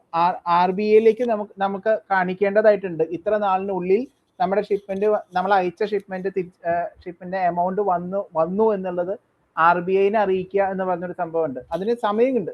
ഏതാണ്ട് ഒരു വർഷത്തിനുള്ളിലുള്ള ഒരു പീരീഡൊക്കെയാണ് അവർ പറയുന്നത്. കൃത്യമായിട്ടുള്ളൊരു ഡേറ്റ് ഞാൻ മറന്നുപോയി. 1 ഇയർ, ഏവറേജ് 1 ഇയർ ഉണ്ട് എന്തായാലും. പക്ഷെ നമ്മളെ സംബന്ധിച്ച് മാക്സിമം നമ്മൾ കൊടുക്കാൻ പോകുന്നത് 90 ദിവസമൊക്കെയാണ് ക്രെഡിറ്റ് പോണത്. അപ്പം ആ ഒരു സേഫ് പീരീഡിനകത്ത് തന്നെ നമുക്ക് RBIയിൽ അറിയിച്ചാൽ മതി. എന്തായാലും ഇങ്ങനെ ഒരു റൂൾ ഉണ്ട്. നമ്മൾ ഷിപ്മെന്റ് പോയി കഴിഞ്ഞിട്ടുണ്ടെങ്കിൽ അത് പേയ്മെന്റ് വന്നു എന്നുള്ളതിന്റെ ഡീറ്റെയിൽ നമ്മളൊരു പേപ്പർ വർക്ക് അവിടെ ചെയ്യാനായിട്ടുണ്ട്. ചോദിച്ച ആള് കേട്ടോ? ക്ലിയറായോ? ഹലോ രവി സാറേ, സൈഫുദ്ദീനാണ് നാളത്തെ. സാർ, നമ്മൾ ശരിക്കും GCCയിലേക്ക് സ്പൈസസ് എക്സ്പോർട്ട് ചെയ്യുന്ന ഒരു പരിപാടിയാണ് പ്ലാൻ ചെയ്തത്. അപ്പോ നമുക്ക് സൗദി, ഖത്തറിലേക്കുള്ള ഈ ഷിപ്മെന്റ്സിൽ നമുക്ക് COC എന്ന് പറഞ്ഞൊരു ഫാക്ടർ അഡീഷണൽ വരുന്നുണ്ട്. അത് കൂടാതെ നമുക്ക് അവിടെ ഇമ്പോർട്ട് ചെയ്യണമെങ്കിൽ ചെയ്യുന്ന കാർഗോ കണ്ടെയ്നർ ആണെങ്കിൽ ആ കണ്ടെയ്നർ ഫുള്ള്, ഇപ്പൊ ഫുഡ് ഐറ്റംസ് ആണെങ്കിൽ ആ ഫുഡ് ഐറ്റംസ് തന്നെ ആയിരിക്കണം എന്നുള്ളൊരു കണ്ടീഷൻ കേട്ടിട്ടുണ്ട്. അപ്പൊ അത്തരം സാഹചര്യങ്ങളിൽ നമ്മളിപ്പോ സ്പൈസ് ആണെങ്കിലും മറ്റെന്തെങ്കിലും ഫുഡ് ഐറ്റംസ് ആണെങ്കിലും ഫുൾ കണ്ടെയ്നറിലോട് നമ്മൾ ചെയ്യാന്ന് പറഞ്ഞു കഴിഞ്ഞാൽ നമുക്ക് കുറച്ചുകൂടെ എക്സ്പെൻസീവ് ആണ്. ചിലപ്പോൾ നമുക്ക് അതിനുള്ള ഓർഡേഴ്സ് ഉണ്ടാവണമെന്നില്ല. അപ്പോ അത്തരം സിറ്റുവേഷൻസിൽ നമുക്കിപ്പോ ഒരു 300 കിലോ അല്ലെങ്കിൽ 1 ടൺ ഒക്കെ ആണെങ്കിൽ അതെങ്ങനെ ടാക്കിൾ ചെയ്യാൻ പറ്റും? അത് ഈ ഫ്രൈ ഫോർവേഡേഴ്സിന്റെ അടുത്ത് കണക്ട് ചെയ്ത് കഴിഞ്ഞിട്ടുണ്ടെങ്കിൽ ആ സെയിം നേച്ചറുള്ള കാർഗോ കൊണ്ടുപോകുന്ന കണ്ടെയ്നറിലേക്ക് നമുക്ക് അസൈൻ ചെയ്യണം. ഇപ്പൊ ഒരു കണ്ടെയ്നർ ഫ്രൈ സ്റ്റേഷൻ വഴിയാണ് നമ്മളിത് പോവാ അല്ലെ? കണ്ടെയ്നർ ഫ്രൈ സ്റ്റേഷനിൽ ഇതിങ്ങനെ ഒരുപാട് പ്രൊഡക്റ്റുകൾ ഉണ്ട്. അതായത് രണ്ടെണ്ണം, ചില പ്രൊഡക്റ്റുകൾ ഒരുമിച്ച് കൊണ്ടുപോകാൻ പാടില്ല എന്ന് പറഞ്ഞൊരു റോള് എയറിലാണ് ഇത് വളരെ കൂടുതലുള്ളത്. അപ്പം ഒരു CFSൽ നിന്ന് CFS വഴിയാണ് നമ്മൾ പോവുക. അപ്പോൾ ആ സിമിലർ പ്രൊഡക്റ്റ് പോകുന്ന അതേ കണ്ടെയ്നറിൽ തന്നെ ലോഡ് ചെയ്തിട്ട് അവർ ചെയ്തു തരും. ഞാനിപ്പോ ഓൾറെഡി വില്ലിംഗ്ടണിൽ 2-3 ഫ്ലൈറ്റ് ഫോർവേഡിംഗ് ടീമായിട്ട് പോയി നേരിട്ടുണ്ട് സംസാരിച്ചിരുന്നു. പക്ഷെ അവരെല്ലാം പറഞ്ഞെന്ന് വെച്ച് കഴിഞ്ഞാൽ അത് റെയർ ആണ്, ഇങ്ങനത്തെ കിട്ടാൻ പാടാണ്. അപ്പൊ ഫുൾ ലോഡ് എടുക്കാന്നുള്ളതാണ് അവരും റെക്കമെൻഡ് ചെയ്യുന്നത്. പക്ഷെ അത് നമുക്ക് ഭയങ്കര ചാലഞ്ചിങ് ആണ്. അതായത് ഫുൾ ലോഡ് എടുക്കുന്ന സമയത്ത് നമുക്കും എന്താ പറയാ, തുടക്കമാകുമ്പോ അത് ചലഞ്ചാണ്. അത്രയധികം ഓർഡർ കിട്ടിയാലല്ലേ നമുക്ക് ചെയ്യാൻ പറ്റുള്ളൂ. അത് ശരിയാണ്. അപ്പൊ മാർക്കറ്റ് എൻട്രി അവിടെ ഭയങ്കര ഒരു ബുദ്ധിമുട്ടുണ്ട് സൗദി, ഖത്തറിലേക്ക്. അതില് നമുക്കിപ്പോ CFS ഇപ്പൊ കൊച്ചിയിലാണെങ്കിൽ 9 CFS വരുന്നുണ്ട്. അപ്പൊ നമ്മളൊരു 1-2 സ്ഥലത്ത് മാത്രം ചെക്ക് ചെയ്യാതെ പല സ്ഥലത്തുനിന്ന് ഒന്ന് ഓടി നടക്കേണ്ടി വരും. ആ സമയത്ത് ഒന്ന് ചെക്ക് ചെയ്യേണ്ടി വരും. അത് ഫ്രൈ ഫോർവേഡർ വഴി നമുക്ക് നോക്കാവുന്ന കാര്യമാണ്. പക്ഷെ ഈ പറഞ്ഞ പോലെ ഒരു ടഫ് ആയിട്ടുള്ള കേസാണ് ഒരുമിച്ച് ഇതാക്കുമ്പോൾ. ഞാൻ കൺസോൾട്ടേഷൻ അല്ലേ എന്ന് ചോദിച്ചു. അതെ, കൺസോൾ ചെയ്യാന്ന് തന്നെയാണ് പറയാ. പക്ഷേ ചിലപ്പോൾ ആരോ കൺസോൾട്ടേഷൻ അല്ലേ എന്ന് ചോദിച്ചാൽ അവിടെ പറയണേ, കൺസോൾ ചെയ്യാന്ന് തന്നെയാണ് പറയാ. പക്ഷെ ഇത് വെവ്വേറെ, അതായത് ഒരു ഏജന്റിന്റെ പേരിലല്ല ഇവിടെ എക്സ്പോർട്ട് പോണത്, അതായത് എക്സ്പോർട്ടറുടെ പേരിൽ തന്നെയാണ്. പല കാർഗോം ഒരുമിച്ച് ഒരു കണ്ടെയ്നറിൽ പോകണു എന്ന് മാത്രം. കൺസോൾ ഷിപ്മെന്റ് എന്ന് നമുക്ക് അതിനെ പറയാൻ പറ്റില്ല. ആ വാക്കിനെ നമുക്ക് ഉപയോഗിക്കാം. അല്പം കൺഫ്യൂഷൻ ഞാൻ ഉണ്ടാക്കുന്ന രീതിയിലാണ് ഉത്തരം പറയുന്നത്. ഒരു കണ്ടെയ്നറിൽ അതാത് എക്സ്പോർട്ടറുടെ പേരിൽ തന്നെ ഡോക്യുമെന്റ് പ്രിപ്പയർ ചെയ്തിട്ട് നമുക്ക് കയറ്റി അയക്കാം. LCയിലെല്ലാം അങ്ങനെയാണ് പോണത്. ഞാൻ നേരത്തെ പറഞ്ഞ കൺസോള് വേറൊരു കൺസെപ്റ്റ് ആണ്, അത് ഏജന്റിന്റെ പേരിൽ അയക്കുക എന്നുള്ള രീതിയിലാണ്. അത് വോളിയം കൂട്ടാൻ വേണ്ടിയിട്ട് അങ്ങനെ ചെയ്യുന്നത്. ഇതിനെ കുറിച്ച് കണക്ട് ചെയ്തൊരു ക്വസ്റ്റ്യൻ ആണ്. ഈ MSME-കാരെ ഇതിലേക്ക് ട്രെയിൻ ചെയ്യുന്നുണ്ട്. MSM ഇപ്പൊ അദ്ദേഹം പറഞ്ഞ പോലെ ഞങ്ങളെ കൊണ്ട് ഇത്രയും വലിയ ഓടി ഉണ്ടാക്കാൻ പറ്റുന്നത്. അപ്പൊ MSME-ക്ക് വേണ്ടിയിട്ട് ഒരു പ്രൊവിഷൻ ഗവൺമെന്റ് പ്രൊവൈഡ് ചെയ്യാൻ പറ്റുമോ ഇങ്ങനെയുള്ള കാര്യത്തിൽ? MSME-ക്ക് എന്ത് പ്രൊവൈഡ് ചെയ്യാൻ പറ്റുന്ന സാർ ചോദിച്ചത്? ഇപ്പൊ അദ്ദേഹം പറഞ്ഞില്ലേ വോളിയം ഇത്രയും ഒരു കണ്ടെയ്നറിന്റെ വോളിയം അദ്ദേഹത്തിന് എക്സ്പോർട്ട് ചെയ്യാൻ പറ്റുകയില്ല. ഈ MSME-കാർ ഒത്തിരി കാര്യങ്ങൾ ചെയ്യുന്നുണ്ട്, പക്ഷെ they don't have that much of capacity. അപ്പൊ ആ ചെറിയ വോളിയത്തിനെ ഇവർ ക്ലബ് ചെയ്ത് വിടാനുള്ള എന്തെങ്കിലും പ്രൊവിഷൻ ചെയ്യാൻ പറ്റുമോ?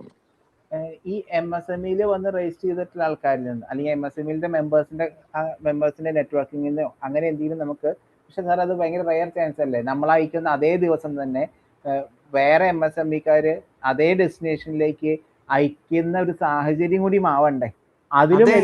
അതൊരു ക്ലസ്റ്റർ ബേസ് ആക്കി കഴിഞ്ഞാൽ ഇന്ന സമയത്ത് കണ്ടെയ്നർ പോകുന്നുണ്ട്, all are ready to move എന്നുള്ള ആ ഒരു ഇതിലേക്ക് കൊണ്ടുവരാൻ പറ്റില്ല എന്നുള്ളത് കൊണ്ടുവരാൻ പറ്റുമല്ലോ. പക്ഷെ അങ്ങനെ വരുമെങ്കിൽ അതിൽ കുറച്ചുകൂടി എളുപ്പമുള്ള ഒരു മാർഗ്ഗമില്ലേ? എന്തിനാ MSME-കാര് മാത്രമാവുന്നേ?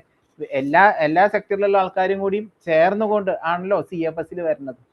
സാർ ഈ പറഞ്ഞ അതെ, ഇപ്പൊ MSME-കാരാണല്ലോ ഇതിന്റെ അകത്ത് മുഴുവൻ ഇപ്പം ഗ്രൂപ്പ് ഉള്ളത്. ആ ഗ്രൂപ്പിന്റെ ഒരു പ്രൊമോഷന് വേണ്ടിയിട്ട് പറഞ്ഞതേ ഉള്ളൂ. ചെയ്യാവുന്നതാണ്. അതെ ചെയ്യാവുന്നതാണ്. ഹൈ വോളിയം ചെയ്യുന്ന ആൾക്കാരുടെ കൂട്ടത്തിലും നമുക്ക് ചെയ്യാം. അപ്പൊ നമ്മുടെ പണി എളുപ്പമായി. ശരിക്കും പറഞ്ഞാൽ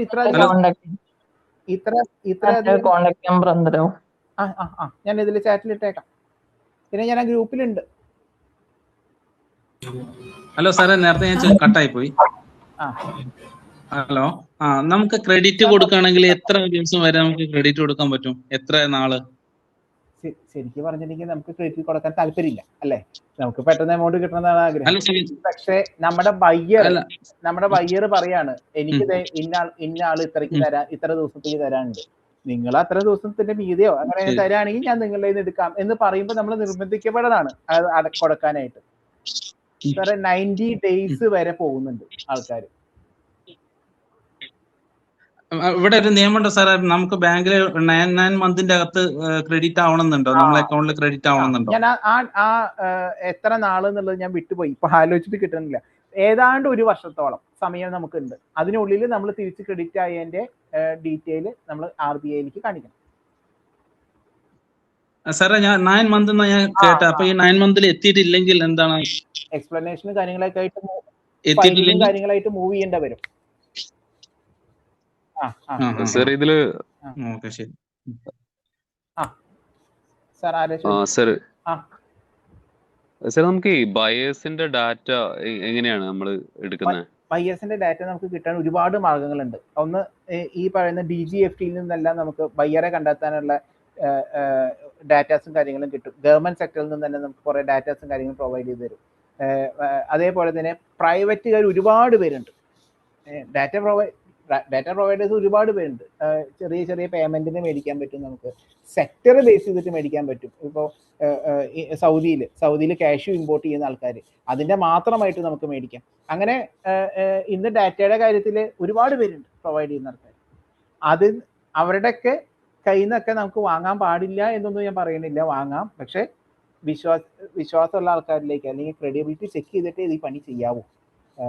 നമ്മൾ നല്ല രീതിയിൽ ഫിൽറ്റർ ചെയ്ത് ഒരു ക്രെഡിബിലിറ്റി ചെക്കിങ് ഒരു ഏജന്റിനെ വെച്ച് ചെക്ക് ചെയ്ത് എന്നിട്ടൊക്കെ വേണം അത് ചെയ്യാനായിട്ട്. ഗവൺമെന്റ് പ്രൊവൈഡ് ചെയ്യുന്നുണ്ട് പല സെക്ടറിലും, പ്രൈവറ്റിൽ നിന്നും പ്രൊവൈഡ് ചെയ്യുന്നുണ്ട്. അതേപോലെ തന്നെ ചില സൈറ്റുകളുണ്ട്, അതിനൊക്കെ ഡാറ്റ കിട്ടൽ ഈസിയാണ്, ഒരുപാട് കിട്ടും. നമ്മൾ പ്രോപ്പറായിട്ട് ഫിൽറ്റർ ചെയ്യണം, അത് ശ്രദ്ധിച്ചാൽ മതി.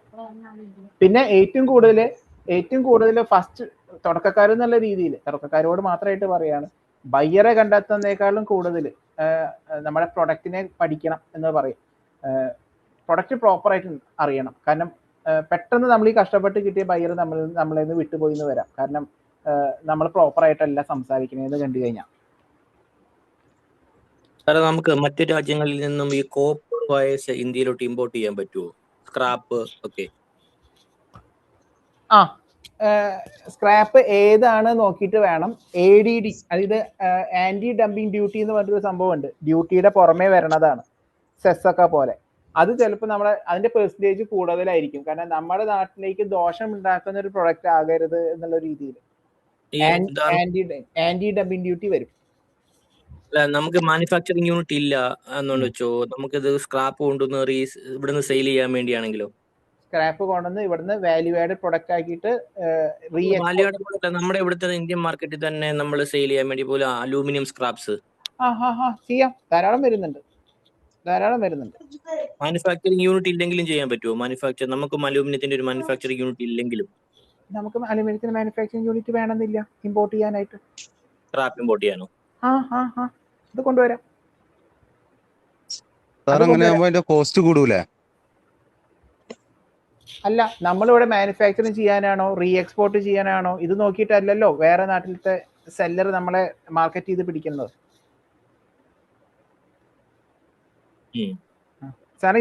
ഇന്ത്യയിലേക്ക് നമ്മൾ ഇമ്പോർട്ട് ചെയ്യുമ്പോൾ അതിന്റെ കമ്പാരിറ്റീവ്ലി അതിന്റെ ഡ്യൂട്ടി കൂടുതലല്ലേ? ഞാൻ നേരത്തെ പറഞ്ഞ 50% തൊട്ട് 60% ആണ്. കൂടുതലാണ്, നല്ല കൂടുതലാണ്.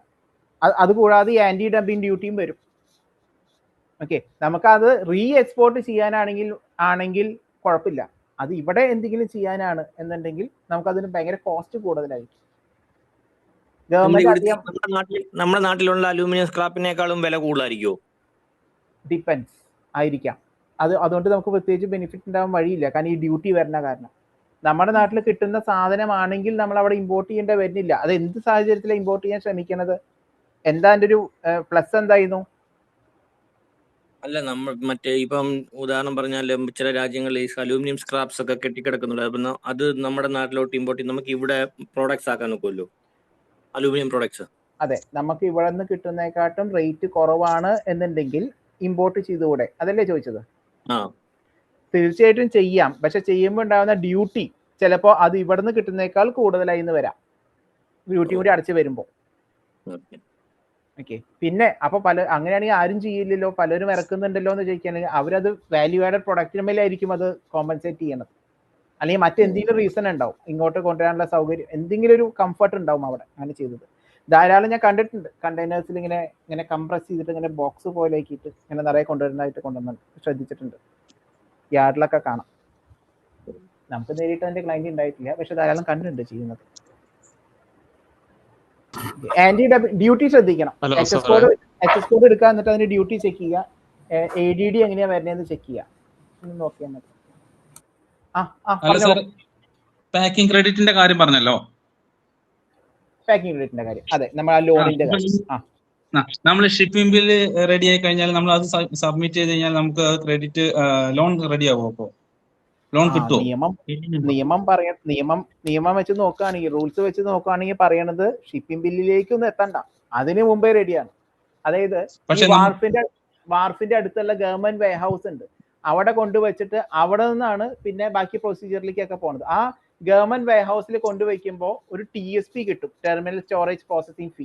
ആ TSP ആണ് ഇതിന്റെ ബേസ് ഡോക്യുമെന്റ്. അതായത് ഇങ്ങനെ ഒരു പ്രൊഡക്റ്റ് പോകുന്നുണ്ട് എന്നുള്ളതിന്റെ എന്താ പറയുക, നമ്മുടെ ലോക്കൽ ഏരിയയിൽ നിന്നുള്ള ഒരു എവിഡൻസ് ആയിട്ട് ബാങ്ക് കാണുന്നത് ആ TSP ആണ്. ശരിക്കും പറഞ്ഞിട്ടുണ്ടെങ്കിൽ നമുക്ക് വേണമെങ്കിൽ അവിടുന്ന് ക്യാൻസൽ ചെയ്ത് ലോൺ പാസ്സാക്കി കഴിഞ്ഞാൽ പുറത്തേക്ക് ഇറക്കാം. മനസ്സിലായി? അതുവരെ നമുക്ക് അത്ര വരെ എന്താ പറയാ, കള്ളത്തരം കാണിക്കാനുള്ള വകുപ്പുകൾ ഉണ്ട് അവിടെ. പക്ഷെ അതങ്ങനെയൊന്നും ആരും ചെയ്യില്ല. പക്ഷെ ഗവൺമെന്റ് അത്ര പോലും നമ്മളെ വിശ്വസിക്കുന്നുണ്ട്. ആ വെയർഹൗസ് വാർഫിന്റെ അടുത്തുള്ള ഒരു ഗവൺമെന്റ് വെയർഹൗസിൽ കൊണ്ടുവച്ച് കഴിഞ്ഞിട്ടുണ്ടെങ്കിൽ അത് എക്സ്പോർട്ട് ചെയ്യാനുള്ളതായിരിക്കുമല്ലോ. അപ്പൊ ആ പോയിന്റിൽ തന്നെ നിങ്ങൾ ലോണിന് അപ്ലൈ ചെയ്തോ എന്നാണ് പറയണത്. അപ്പൊ നമ്മൾ സപ്ലൈ ചെയ്യുന്ന ക്രെഡിറ്റ് ആണെങ്കിലും കുഴപ്പമില്ല. സപ്ലൈ ചെയ്യണത് ക്രെഡിറ്റ് ആണെങ്കിൽ ഇല്ല, ക്രെഡിറ്റ് ആണെങ്കിൽ കുഴപ്പമില്ല.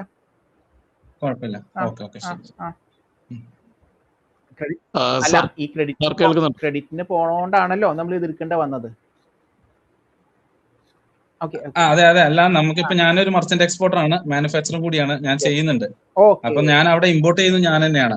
അപ്പൊ നമുക്ക് അവിടുന്ന് പേയ്മെന്റ് മാക്സിമം ഡിലേ ആക്കിയിട്ടാണ് അയക്കുന്നത്. അപ്പൊ നമുക്ക് അതിന് വേണ്ടിട്ട് ആ ക്രെഡിറ്റ് പീരീഡിൽ എടുക്കാം. അതിനറിയാൻ വേണ്ടിട്ടോ. കാര്യം നമുക്ക് കൂടുതൽ ഷിപ്മെന്റ് നടത്താൻ പറ്റും. അത് വേണ്ടി പേയ്മെന്റ് അവിടെ അതിന് വേണ്ടിയിട്ടാണ് ഇത് വെച്ചേക്കുന്നത്. കൂടുതൽ പേര് ചെയ്യാൻ വേണ്ടിയിട്ടാണ് ഇത് ചെയ്തത്. 4% ഇൻട്രസ്റ്റ് വരുന്നത് കേട്ടോ. അപ്പൊ അതൊന്ന് നോക്കിയിട്ട് ബാങ്കായിട്ട് കണക്ട് ചെയ്ത് കഴിഞ്ഞാൽ കംപ്ലീറ്റ് ഡീറ്റെയിൽ കിട്ടുന്നു. 2% ആയിരുന്നു, അതിപ്പോ ഈയിടെ 4 ആയി. നല്ലതാ, നിങ്ങളെ പോലൊരു ഗുണം ചെയ്യും അത്. ഞങ്ങൾക്ക് അവിടെ എന്തായാലും ക്രെഡിറ്റ് കൊടുത്തേ പറ്റുള്ളൂ, ക്യാഷിന് കിട്ടില്ല. അത് വരുന്നില്ല അല്ലേ? സാർ കേൾക്കുന്നുണ്ടോ? കേക്കുന്നുണ്ട്, പറഞ്ഞോളൂ. സാർ ഞാൻ ലിയോൺസ്, ഞാൻ തൃശ്ശൂരിൽ നിന്നാണ് സംസാരിക്കുന്നത്. ഞങ്ങളെ കൂട്ടില് ഈ കറി പൗഡർ അതുപോലെ മസാല ഞങ്ങൾ ഇതുവരെയും ഈ എക്സ്പോർട്ട് ഫീൽഡിലേക്ക് നമ്മൾ വന്നിട്ടില്ല. നമ്മൾ അതിനുള്ള ശ്രമങ്ങൾ നടത്തിക്കൊണ്ടിരിക്കുകയാണ്. കാരണം R&Dയും കാര്യങ്ങളൊക്കെ കുറച്ചും കൂടെ നടത്തിക്കൊണ്ടിരിക്കുകയാണ്. ഇപ്പോൾ നമ്മൾ ഈ ഫീൽഡിൽ ഇപ്പോൾ ഓൾമോസ്റ്റ് ഒരു 8-9 years ആയിട്ട് ലോക്കലി ഡൊമസ്റ്റിക്കലി നമ്മൾ ഇന്ത്യയിൽ പല സ്ഥലങ്ങളിലും നമ്മൾ സപ്ലൈ ചെയ്യുന്നുണ്ട്, ഇൻക്ലൂഡിങ് പലതരത്തിലുള്ള സീഡ്സിന്റെ ഓയിൽസും കാര്യങ്ങളൊക്കെ. അപ്പൊ നമുക്ക് അറിയേണ്ട ഒരു കാര്യം, സാറ് പറഞ്ഞതിൽ ഇത്രയും നേരം ഞാനത് കേട്ടുകൊണ്ടിരിക്കുകയായിരുന്നു. ഇടയ്ക്കിടയ്ക്ക് ചില കമ്മ്യൂണിക്കേഷൻ മറ്റേ ഇതൊക്കെ ഉണ്ടായിരുന്നു. പക്ഷെ എങ്കിലും ഞാൻ ചോദിക്കുന്നത്, ഇതിന്റെ ഇപ്പൊ സാറ് സംസാരിച്ച ഈ കൺസോളിഡേറ്റ് ചെയ്ത് ഇത്രയും നേരം സംസാരിച്ചതിന്റെ ഇത് എവിടെയെങ്കിലും ഒരു ഫോർ എക്സാമ്പിൾ ഒരു 2-3 ആഴ്ചത്തെയോ അങ്ങനെ വല്ല കോഴ്സായിട്ട് നടത്തുന്നുണ്ടോ നമ്മളുടെ എന്തെങ്കിലും ബോർഡിന്റെ? ഇവിടെ കിഡിൽ തന്നെ ചെയ്യുന്നുണ്ട്, 3 day കോഴ്സ് ആയിട്ട് ചെയ്യുന്നുണ്ട്. അതെവിടെയാ സാർ പറഞ്ഞേ? കിഡിൽ ഇത് ഈ പ്രോഗ്രാം കോർഡിനേറ്റ് ചെയ്യുന്നില്ലേ KIED കിഡ് കളമശ്ശേരി. അതെ മാം പറയുന്നുണ്ട്. അതെ, നമ്മള് ജില്ലകളിലെ ട്രെയിനിങ് കൊടുക്കുന്നുണ്ട്. അപ്പൊ നമുക്ക് എക്സ്പോർട്ട് ഇമ്പോർട്ട് പ്രൊസീജിയേഴ്സ് ഒരു ടോപ്പിക് ഉണ്ട്. 3 day ട്രെയിനിങ് ആണ്. അപ്പം ഓരോ ജില്ലകളിൽ വരുന്നുണ്ട്. പല ജില്ലകളിലും കഴിഞ്ഞിട്ടുണ്ട്, മറ്റു പല ജില്ലകളിൽ നടക്കുന്നു, ഇനി വരാൻ പോകുന്നുണ്ട്. അപ്പം അതിന്റെ ഡീറ്റെയിൽസും ഇതേ ഗ്രൂപ്പുകളിൽ തന്നെ ഷെയർ ചെയ്യും. താല്പര്യമുള്ളവരെ ഗ്രൂപ്പിൽ ആദ്യം തന്നെ രജിസ്റ്റർ ചെയ്യുക. കാര്യം മാക്സിമം ഒരു 50 to 60 ആയിരിക്കും ബാച്ച് സൈസ് വരാം. അപ്പൊ ആദ്യം രജിസ്റ്റർ ചെയ്യുന്ന ആൾക്കാരെ വെച്ചിട്ടായിരിക്കും ബാച്ച് ഉണ്ടാവുക കേട്ടോ. നമ്മുടെ റാമ്പിന്റെ വാട്സാപ്പിലെ റാമ്പിലാണോ അത് പബ്ലിഷ് ചെയ്യുന്നത്? അതെ അതെ അതെ.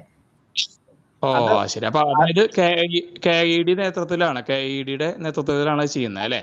അതെ, എറണാകുളത്ത് കളമശ്ശേരിയിലാണ് വരുന്നത്. ഓരോ സെക്ടറിലും ഇപ്പൊ ഞാൻ നിങ്ങളുടെ അടുത്ത് ഓടിച്ചിങ്ങനെ ഓരോ സെക്ടറിലത്തെയും കാര്യങ്ങൾ പറഞ്ഞില്ലേ, ഗവൺമെന്റിന്റെ ഇപ്പൊ DGFയുടെ കാര്യം പറഞ്ഞു, ECGCയുടെ കാര്യം പറഞ്ഞു. അതുപോലെ ഓരോ സെക്ടറിൽ നിന്നുള്ള ഓഫീസേഴ്സ് നേരിട്ട് വന്ന് 3-4 മണിക്കൂർ വീതം അവരുടെ സെക്ഷൻ എടുത്ത് ഇങ്ങനെ പോകും. അങ്ങനെ ഒരു 3 ദിവസത്തെ നിങ്ങളുടെ ട്രെയിനിങ് ആണ് കിട്ടുക. അത് 3 to 6 days എന്നല്ലേ മാഡം പറഞ്ഞേ? അല്ല 3 ദിവസത്തെ ക്ലാസ് അല്ലേ മാം? അതെ, 3 ദിവസത്തെ ക്ലാസ് ആണ്. അതെ അതെ. അത് ഈ പറയുന്ന ഓരോ സെക്ടറിൽ നിന്നും, ഗവൺമെന്റ് സെക്ടറിൽ നിന്ന്, FIOയിൽ നിന്ന് ഒരാൾ വരും, DGFയിൽ നിന്ന് ഒരാൾ വരും, ECGCയിൽ നിന്ന് ഒരാൾ വരും. അങ്ങനെ ഓരോ സെക്ടറിൽ നിന്നും ആൾക്കാർ നേരിട്ട് വന്ന്, ഇപ്പൊ നിങ്ങൾ അവരുടെ ഓഫീസുകളിലേക്ക് നടക്കണ്ട, പകരം അവര് നിങ്ങളുടെ അടുത്തേക്ക് വന്നോളൂ. എന്നിട്ട് ഈ പറയുന്ന 4 മണിക്കൂർ 5 മണിക്കൂറിന് സംസാരിച്ച് കംപ്ലീറ്റ് നിങ്ങൾക്ക് നല്ല കോൺഫിഡൻസ് കിട്ടും. 3 ദിവസം കഴിഞ്ഞിട്ടുണ്ടെങ്കിൽ ലെവല് മാറും, എല്ലാ കാര്യങ്ങളും മാറും. പ്രോഗ്രാമിൽ അറ്റൻഡ് വളരെ നല്ല പ്രോഗ്രാം ആയിരുന്നു, എനിക്ക് ഒരുപാട് ഉപകാരപ്പെട്ടിട്ടുണ്ട്. ഓ താങ്ക് യു. അങ്ങനെ വരട്ടെ, കാരണം നിങ്ങളുടെ 2 മണിക്കൂർ കളയരുതെന്നുള്ള രീതിയിലാണ് ഞാനും പ്രിപ്പയർ ചെയ്യുന്നത്. നല്ല ക്ലാസ് ആയിരുന്നു സാർ, നല്ല ക്ലാസ് ആയിരുന്നു. കുറെ കാര്യങ്ങള് ജീവിതത്തിൽ ആദ്യമായിട്ടാണ് ഞാൻ ഇപ്പൊ കേട്ടത് തന്നെ. കാരണം ഇത്രയും ടെർമിനോളജീസ് ഒന്നും നമുക്കിത് കുറച്ചൊക്കെ നമുക്ക് കേട്ട് പരിചയമുണ്ട്, പക്ഷെ പലതും വളരെ ആദ്യമായിട്ടാണ് കേൾക്കുന്നത്. നേരിട്ട് നിങ്ങൾ ക്ലാസ്സിൽ വരുന്ന സമയത്ത് നമുക്ക് ഇവിടെ മോക്കായിട്ട് അത് ചെയ്യാൻ പറ്റും. കേസ് സ്റ്റഡീസും കാര്യങ്ങളൊക്കെ പ്ലാൻ ചെയ്യാൻ പറ്റും. ഫ്രൈറ്റ് നമുക്ക് തന്നെ കാൽക്കുലേറ്റ്, ഇപ്പൊ ഞാൻ പറഞ്ഞില്ലേ ഇൻകോ ടേമിലാണ് നമ്മൾ സംസാരിക്കേണ്ടത് ബയർ അടുത്ത്. എങ്ങനെയാണ് നമ്മളൊരു ഒരു ഷിപ്മെന്റിന്റെ റേറ്റ് പറയാ. ഇപ്പൊ എക്സ്വർക്സ് നിങ്ങൾക്ക് കാൽക്കുലേറ്റ് ചെയ്യാൻ പറ്റും, CFR എങ്ങനെ കാൽക്കുലേറ്റ് ചെയ്യാം, DDQ എങ്ങനെ കാൽക്കുലേറ്റ് ചെയ്യാം, ഇതെല്ലാം നമ്മളൊരു കേസ് സ്റ്റഡി വെച്ച് നമുക്ക് പഠിച്ചെടുക്കാൻ പറ്റും. ഓക്കെ, അപ്പൊ അത് ഈ 2 മണിക്കൂർ എന്നുള്ളത് ഒരു ചലഞ്ചിങ് ആണ്. ഇത്ര അധികം കാര്യങ്ങൾ 2 മണിക്കൂർ കൊണ്ട് പറയുന്നതിന് ലിമിറ്റ് ഉണ്ട്.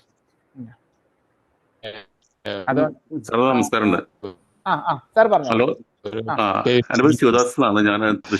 സാറിന്റെ കോൺടാക്ട് നമ്പറും ഞാൻ ഇതിലിട്ടു, ചാറ്റിലിട്ടിട്ടുണ്ട്. കോൺടാക്ട് ഡീറ്റെയിൽസും PPT നമ്മള് വെബിനാർ ഗ്രൂപ്പിൽ ഷെയർ ചെയ്യും. പിന്നെ സാറ് ഓൾറെഡി ചാറ്റില് നമ്പർ ഇട്ടിട്ടുണ്ട്, അത് കൂടാതെ തന്നെ നമ്മൾ ഷെയർ ചെയ്യാം കേട്ടോ. ശരി ശരി. പവർ പോയിന്റ്സ് പ്രസന്റേഷൻ ഉണ്ടായിരിക്കുമല്ലോ മാഡം? അയച്ചേക്കാം. ശരി സാറേ നമസ്കാരമുണ്ട്. പറഞ്ഞോളൂ. നമ്മൾ ബൈ റോഡ് വഴിക്ക് എക്സ്പോർട്ട് ചെയ്യുമ്പോൾ ഉണ്ടാവുന്ന ഡോക്യുമെന്റ്സ് എന്തെങ്കിലും സാറേ?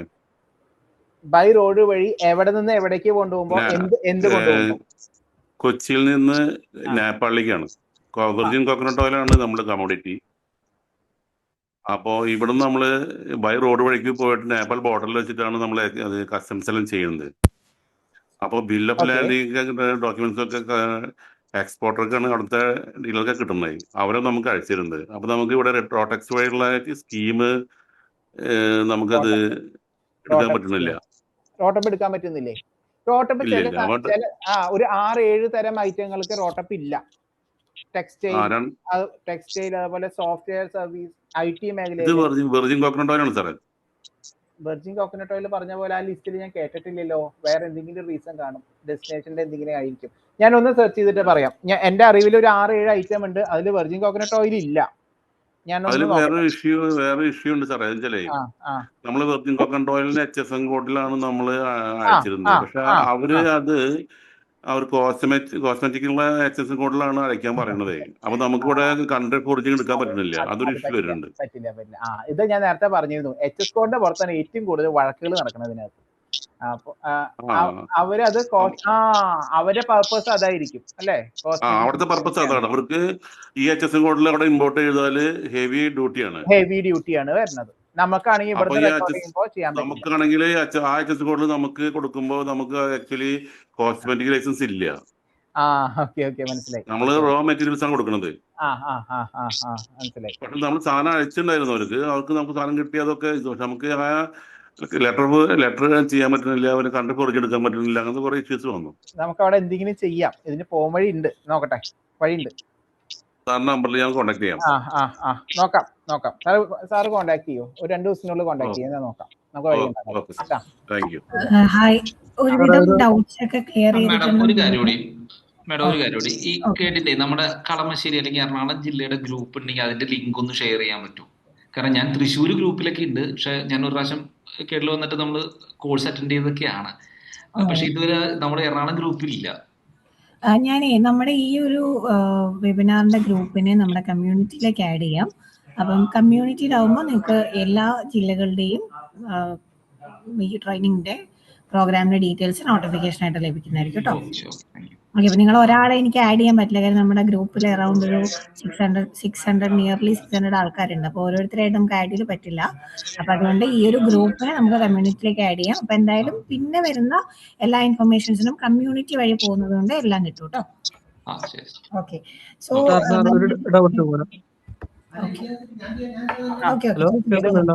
ഇതുകൊണ്ട് ചോദിച്ചിട്ട് വൈൻഡപ്പ് ചെയ്യാമേ. ഇതുകൊണ്ട് കേട്ടിട്ട് വൈൻഡപ്പ് ചെയ്യാം. കോക്കനട്ട് ഷുഗർ ഉണ്ട് നമ്മുടെ കയ്യിൽ. അപ്പൊ അത് എവിടെയാണ് ഡിമാൻഡ് കൂടുതലുള്ളത്?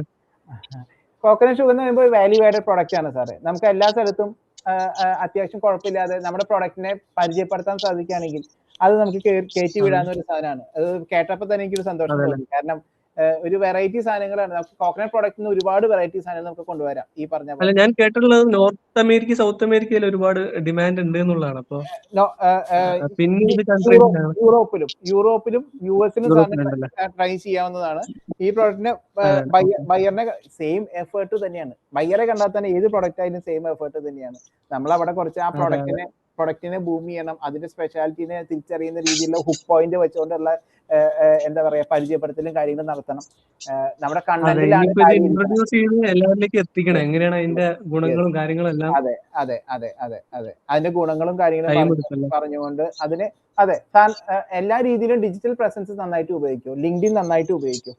അതുപോലെ നല്ല കണ്ടന്റ്. അതേപോലെ തന്നെ ഇന്ത്യൻ മാർക്കറ്റിലും എവിടെയാണ്, ഏത് ഇന്ത്യൻ മാർക്കറ്റിന്റെ പ്രത്യേകത എന്ന് പറയുമ്പോഴേ അത് ഹാബിറ്റിനെ ഫോളോ ചെയ്യാന്ന് പറഞ്ഞൊരു സംഭവം ഉണ്ട്. അതായത് കോക്കനറ്റ് വെച്ചിട്ട് നമ്മൾ ഉപയോഗിക്കുന്ന ചില കാര്യങ്ങളുണ്ട്. അതുമ്പോ തന്നെയാണ് നിൽക്കുക. ഒരു എക്സാമ്പിൾ പറഞ്ഞാൽ ഇപ്പൊ വിനായക വലിയൊരു കാറ്ററിംഗ് കാരാണ്. അവരിവിടെ ഡീട്രോട്ട് പ്രോസസ് എന്ന് പറഞ്ഞിട്ട് 10 കോടി രൂപ ഇൻവെസ്റ്റ് ചെയ്തിട്ടാണ് ചെയ്തത്. ആ സാധനം നമ്മുടെ നാട്ടിൽ ക്ലിക്ക് ആയില്ല. എന്നാൽ വിദേശത്ത് ഇത് ഹൈ ഡിമാൻഡാണ്. മനസ്സിലായ? അപ്പൊ നമ്മുടെ നാട്ടിൽ ആ ഒരു കൾച്ചറിനെ വിട്ടുകൊണ്ട് ഒരു ചേഞ്ച് വരുത്തുക എന്നുള്ളത് പറയാൻ പറ്റില്ല. ഇതൊക്കെ ഭയങ്കര അത്ഭുതമാണ്. പക്ഷെ ചിലപ്പോ കണ്ട് പാടാ. ഇപ്പൊ ഹാഫ് കുക്ക് ചപ്പാത്തി ക്ലിക്കായി. 20 വർഷം മുമ്പ് അങ്ങനെ ഒരു സാധനം ഇല്ല അല്ലെ? പക്ഷെ അത് ആദ്യമായിട്ട് ഇൻട്രോഡ്യൂസ് ചെയ്യുമ്പോൾ അതൊരു ഹൈ റിസ്ക് സാധനമായിരുന്നു. പക്ഷെ ഇന്നത് ബേസിക് ആയി, ഓക്സിജൻ പോലത്തെ ഒരു സാധനമായി. എന്തായാലും ഇത് യൂണീക്ക് ആണ്, വാല്യൂ ആഡഡ് പ്രൊഡക്റ്റ് ആണ്. ഉറപ്പായിട്ടും കത്തിപ്പോവും. ഒന്ന് വർക്ക് ചെയ്തോ, മാക്സിമം വർക്ക് ചെയ്യും, ശരിയാവും. അതെ ഷുവർ. പിന്നെ അതേപോലെ തന്നെ വെർജിൻ കോക്കനട്ട് ഓയിൽ ഉണ്ടല്ലോ, യെസ്, അതും എങ്ങനെയാണ് അതിന്റെ? ഒരുപാട് പേര് ചെയ്യുന്നുണ്ട് വെർജിൻ കോക്കനട്ട് ഓയിൽ. അല്ല, അത് ഭയങ്കര കോമ്പറ്റീറ്റീവ് ആണ്. ഇത് എന്ന് പറയുമ്പോൾ അത്യാവശ്യം കോമ്പറ്റീഷൻ കുറവുള്ളൊരു കുറവാണ്. അതിൽ ഷുഗർ കാൻഡി ഉണ്ട്, ഈ നാളികേരത്തിന്റെ ഇങ്ങനെ ചീന്ത് പോലെ ഇട്ടിട്ട്, അതും നല്ല സാധനമാണ്. അപ്പൊ നിങ്ങളിത് ചെയ്യുമ്പോൾ അങ്ങനെ അതുമായി ബന്ധപ്പെട്ട ഒരു 5-8 പ്രൊഡക്റ്റ് ആക്കുന്നത് നല്ലതാണ്. കാരണം എല്ലാം ഒരേ എഫേർട്ടാണ്. അപ്പം അങ്ങനെ സെയിം സെക്ടറിൽ കുറച്ച് വാല്യൂ ആഡഡ് പ്രൊഡക്റ്റ് ഒരുമിച്ച് ലിസ്റ്റ് ചെയ്യുന്നത് നല്ലതാണ്. നന്നായി ഗുഡ്. എന്നാ വൈൻഡപ്പ് ചെയ്താലോ? ഓക്കെ, നമുക്ക് വൈൻഡപ്പ് ചെയ്യാം. ഇനി ആർക്കെങ്കിലും ഡൗട്ട് ഉണ്ടോ? എന്തായാലും ഒരു ഇൻഫോർമേറ്റീവ് ആയിട്ട് ഒരു സെക്ഷന് വേണ്ടിട്ട് എല്ലാവരും സന്തോഷ്, ഒരു ചെറിയ സംശയമാണ്. നമുക്ക് കോക്കനട്ടിന്റെ ചെറിയ തൈകൾ എക്സ്പോർട്ട് ചെയ്യാൻ പറ്റുമോ? നമുക്ക് അതിനുള്ള ഫെസിലിറ്റീസ് വല്ലതും ഉണ്ടാവോ ഈ കണ്ടെയ്നറിൽ? എന്തിന്റെ ഒന്നുകൂടെ ചോദിക്കോ? തെങ്ങൻ തൈ, അതായത് അങ്കോളയിൽ നിന്നാണ് നമുക്ക് എൻക്വയറി വന്നത്. അപ്പോ ഇത് 1 മാസത്തോളം എടുക്കും കണ്ടെയ്നറിൽ. അപ്പൊ അത് കേടുകൂടാതെ അയക്കാൻ പറ്റുന്ന വല്ല സംവിധാനങ്ങളുണ്ടോ, കൂടുതൽ ക്വാണ്ടിറ്റി അയക്കാൻ? കേടുകൂടാതെ അയക്കാൻ ഇതില് സാർ ഇപ്പൊ ഈ പറഞ്ഞ കാര്യത്തിലൊരു PQ സർട്ടിഫിക്കേഷനും കാര്യങ്ങളും വേണ്ടി വരും. LC കിട്ടുന്ന കാര്യം ഡൗട്ടാണ്, പക്ഷെ ബാങ്കിൽ ഒന്ന് അപ്രോച്ച് ചെയ്യൂ. LC കിട്ടുമെന്ന് നോക്കൂ. സാറിന്റെ പേയ്മെന്റ് സെക്യൂർഡ് ആയിട്ട് ആദ്യം ഇങ്ങോട്ട് വരട്ടെ. പിന്നെ എത്ര ദിവസമാണ് ട്രാൻസ്പോർട്ടേഷൻ പറയണേ? അങ്കോള 1 മാസത്തോളം പിടിക്കും. അങ്കോളയുണ്ട് 1 മാസം, 1 മന്ത്. വെന്റിലേറ്റഡ് കണ്ടെയ്നർ ഉണ്ട് സാർ, വെന്റിലേറ്റഡ് കണ്ടെയ്നർ അല്ലെങ്കിൽ തെർമൽ കണ്ടെയ്നർ. അതില് പോകുന്നുണ്ടോന്നൊന്ന് ചെക്ക് ചെയ്യണം സാർ. എനിക്കൊരു സമയം തരാണെങ്കിൽ ഞാൻ ഒന്ന് ചെക്ക് ചെയ്തിട്ട് പറയാം. വെന്റഡ് കണ്ടെയ്നർ വരുന്നുണ്ട്, അതുപോലെ ഇൻസുലേറ്റഡ് കണ്ടെയ്നർ വരുന്നുണ്ട്. അതിലാണ് ഇതിൽ ലൈഫും കാര്യങ്ങളും കിട്ടുക. നമുക്കിതിന് റീഫറിലൊന്നും ഇതിൽ പോവില്ല. കണ്ടെയ്നർ ഫെസിലിറ്റി നമുക്ക് ഏത് ഉപയോഗിക്കാമെന്നൊന്ന് ചെക്ക് ചെയ്യാം. അതേപോലെ തന്നെ ഇത് പോസിബിൾ ആണോ എന്ന് നോക്കാം. സംഭവം PQ സർട്ടിഫിക്കേഷനും കാര്യങ്ങളും സാർ എടുക്കേണ്ട വരും. പിന്നെ റെസ്ട്രിക്റ്റഡ് ഐറ്റം ആണോ എന്ന് ചെക്ക് ചെയ്യണം. HS കോഡ് പ്രോപ്പർ ആയിട്ടൊന്ന് പ്രൊവൈഡ് ചെയ്യണം കഴിഞ്ഞാൽ കൃത്യമായിട്ട് പറയാം. ശരി ശരി, ഓക്കെ, താങ്ക് യു. അപ്പോ എല്ലാവർക്കും നമുക്ക് ഇന്ന് വൈൻഡപ്പ് ചെയ്യാം, സമയം കഴിഞ്ഞതുകൊണ്ട്. ഇനി എന്തെങ്കിലും ഉണ്ടെങ്കിൽ കോൺടാക്ട് ചെയ്താൽ മതി. എന്ത് ഡൗട്ട് ഉണ്ടെങ്കിൽ നമുക്ക്, എനിക്ക് അറിയാത്തതാണെങ്കിൽ ചെറിയൊരു സമയം തന്നു കഴിഞ്ഞാൽ ഞാൻ അതിലൊക്കെ ക്ലിയർ ചെയ്ത് തരാം. എന്തായാലും എല്ലാവരും എനർജിയും കാര്യങ്ങളും കണ്ടിട്ട് വളരെ സന്തോഷം. ഇത്രയും പേര് ഇതിൽ ഓൾറെഡി തയ്യാറായി നിൽക്കുന്ന ആൾക്കാരുണ്ടെന്ന് എനിക്കും അറിയില്ലായിരുന്നു. സോ എന്തായാലും നിങ്ങളുടെ ഓരോ ഈ ശ്രമം എന്തായാലും നല്ല രീതിയിൽ വരട്ടെ. ഇന്ന് നാടും ആവശ്യപ്പെടുന്ന ഒന്നാണ്, നമ്മുടെ നാട്ടിൽ കൂടുതൽ എക്സ്പോർട്ടേഴ്സ് വരണം. ഇന്ന് കണ്ടക്ട് ചെയ്ത കേരള ഗവൺമെന്റ് കിഡ് കണ്ടക്ട് ചെയ്യുന്നുണ്ട്, MSME എല്ലാവർക്കും കൂടുതൽ നമ്മുടെ നാട്ടിൽ എക്സ്പോർട്ട് നടത്തണം. അതിലൂടെ ഡോളർ വരണം, നമ്മുടെ നാടിന് ശക്തി വരണം, എക്കണോമിക്കൽ ഗ്രോത്ത് ഉണ്ടാവണം എന്നുള്ളതാണ്. അപ്പൊ നിങ്ങൾ ഇന്ന് നല്ലൊരു എക്സ്പോർട്ടിങ് കമ്പനിയും കാര്യങ്ങളും തുടങ്ങിയിട്ട് വലിയൊരു നിലയിൽ വരുന്ന സമയത്ത് നാടും കൂടെ വികസിക്കുകയാണെന്നുള്ള കാര്യമാണ്. അപ്പൊ നാടിനോടും കൂടി ഒരു സേവനമാണ് നമ്മൾ ചെയ്യുന്നത്. So wish you all the best. Let good thing happen in your life, in your future, and in your venture. എല്ലാ സപ്പോർട്ടിനും എപ്പോഴും നിങ്ങൾ കൂടെ ഉണ്ടാവും. എല്ലാ ക്രൈസിസും കാര്യങ്ങളും നിങ്ങൾക്ക് തന്നെ ചെയ്യാൻ സാധിക്കട്ടെ. വലിയ രീതിയിൽ ഹൈ വോളിയം ചെയ്യാൻ പറ്റുന്ന, സ്ഥിരമായിട്ട് ഹൈ വോളിയം ചെയ്യാൻ പറ്റുന്ന, കൺസിസ്റ്റൻസിയോട് കൂടി ചെയ്യാൻ പറ്റുന്ന കമ്പനിയായിട്ട് നിങ്ങൾക്ക് മാറട്ടെ എന്ന് ആത്മാർത്ഥമായിട്ട് ആഗ്രഹിക്കുകയാണ്. Wish you all the best. Thank you sir. Okay, so നമുക്ക് സെഷൻ വൈൻഡ് അപ്പ് ചെയ്യാം. സോ ജോയിൻ ചെയ്ത എല്ലാവർക്കും thank you for joining. And ബാക്കി ഡീറ്റെയിൽസും നമ്മുടെ PPTയും സാറിൻ്റെ കോൺടാക്ട് നമ്പേഴ്സും നമുക്ക് വാട്സാപ്പിൽ ഷെയർ ചെയ്യാം. ഗ്രൂപ്പ് ആക്റ്റീവ് ആയിരിക്കും. എന്തെങ്കിലും ഫർദർ ഡൗട്ട്സ് ഉണ്ടെങ്കിൽ സാറിനെ ഡയറക്റ്റ്ലി കോൺടാക്ട് ചെയ്യാം, അല്ലെങ്കിൽ കീഡുമായിട്ട് കോൺടാക്ട് ചെയ്യാം. സോ ഫ്യൂച്ചറിൽ നമുക്ക് വേറെ എന്തെങ്കിലും. സാറിന്റെ പേര് രവി എന്നാണോ മാഡം? രവി എന്നാണോ സാറിന്റെ പേര്? അതെ. രവികുമാർ. ബാക്കി ഡീറ്റെയിൽസ് ഗ്രൂപ്പിൽ ഷെയർ ചെയ്യാം. ഒരു 2 hour സെഷൻ ആണ്. മാക്സിമം എഫക്റ്റീവായിട്ട് യൂസ്ഫുൾ ആയിട്ട് കാര്യങ്ങൾ കവർ ചെയ്യാൻ സാർ ശ്രമിച്ചിട്ടുണ്ട്. So thank you so much sir for the session, and thank you so much everyone for joining. So നമുക്ക് സെഷൻ വൈൻഡ് അപ്പ് ചെയ്യാം. ബാക്കി ഡീറ്റെയിൽസ് നമുക്ക് ഗ്രൂപ്പിൽ ഷെയർ ചെയ്യാം. Thank you. Thank you madam. Okay, thank you. Thank you. Thank you. Bye. Bye.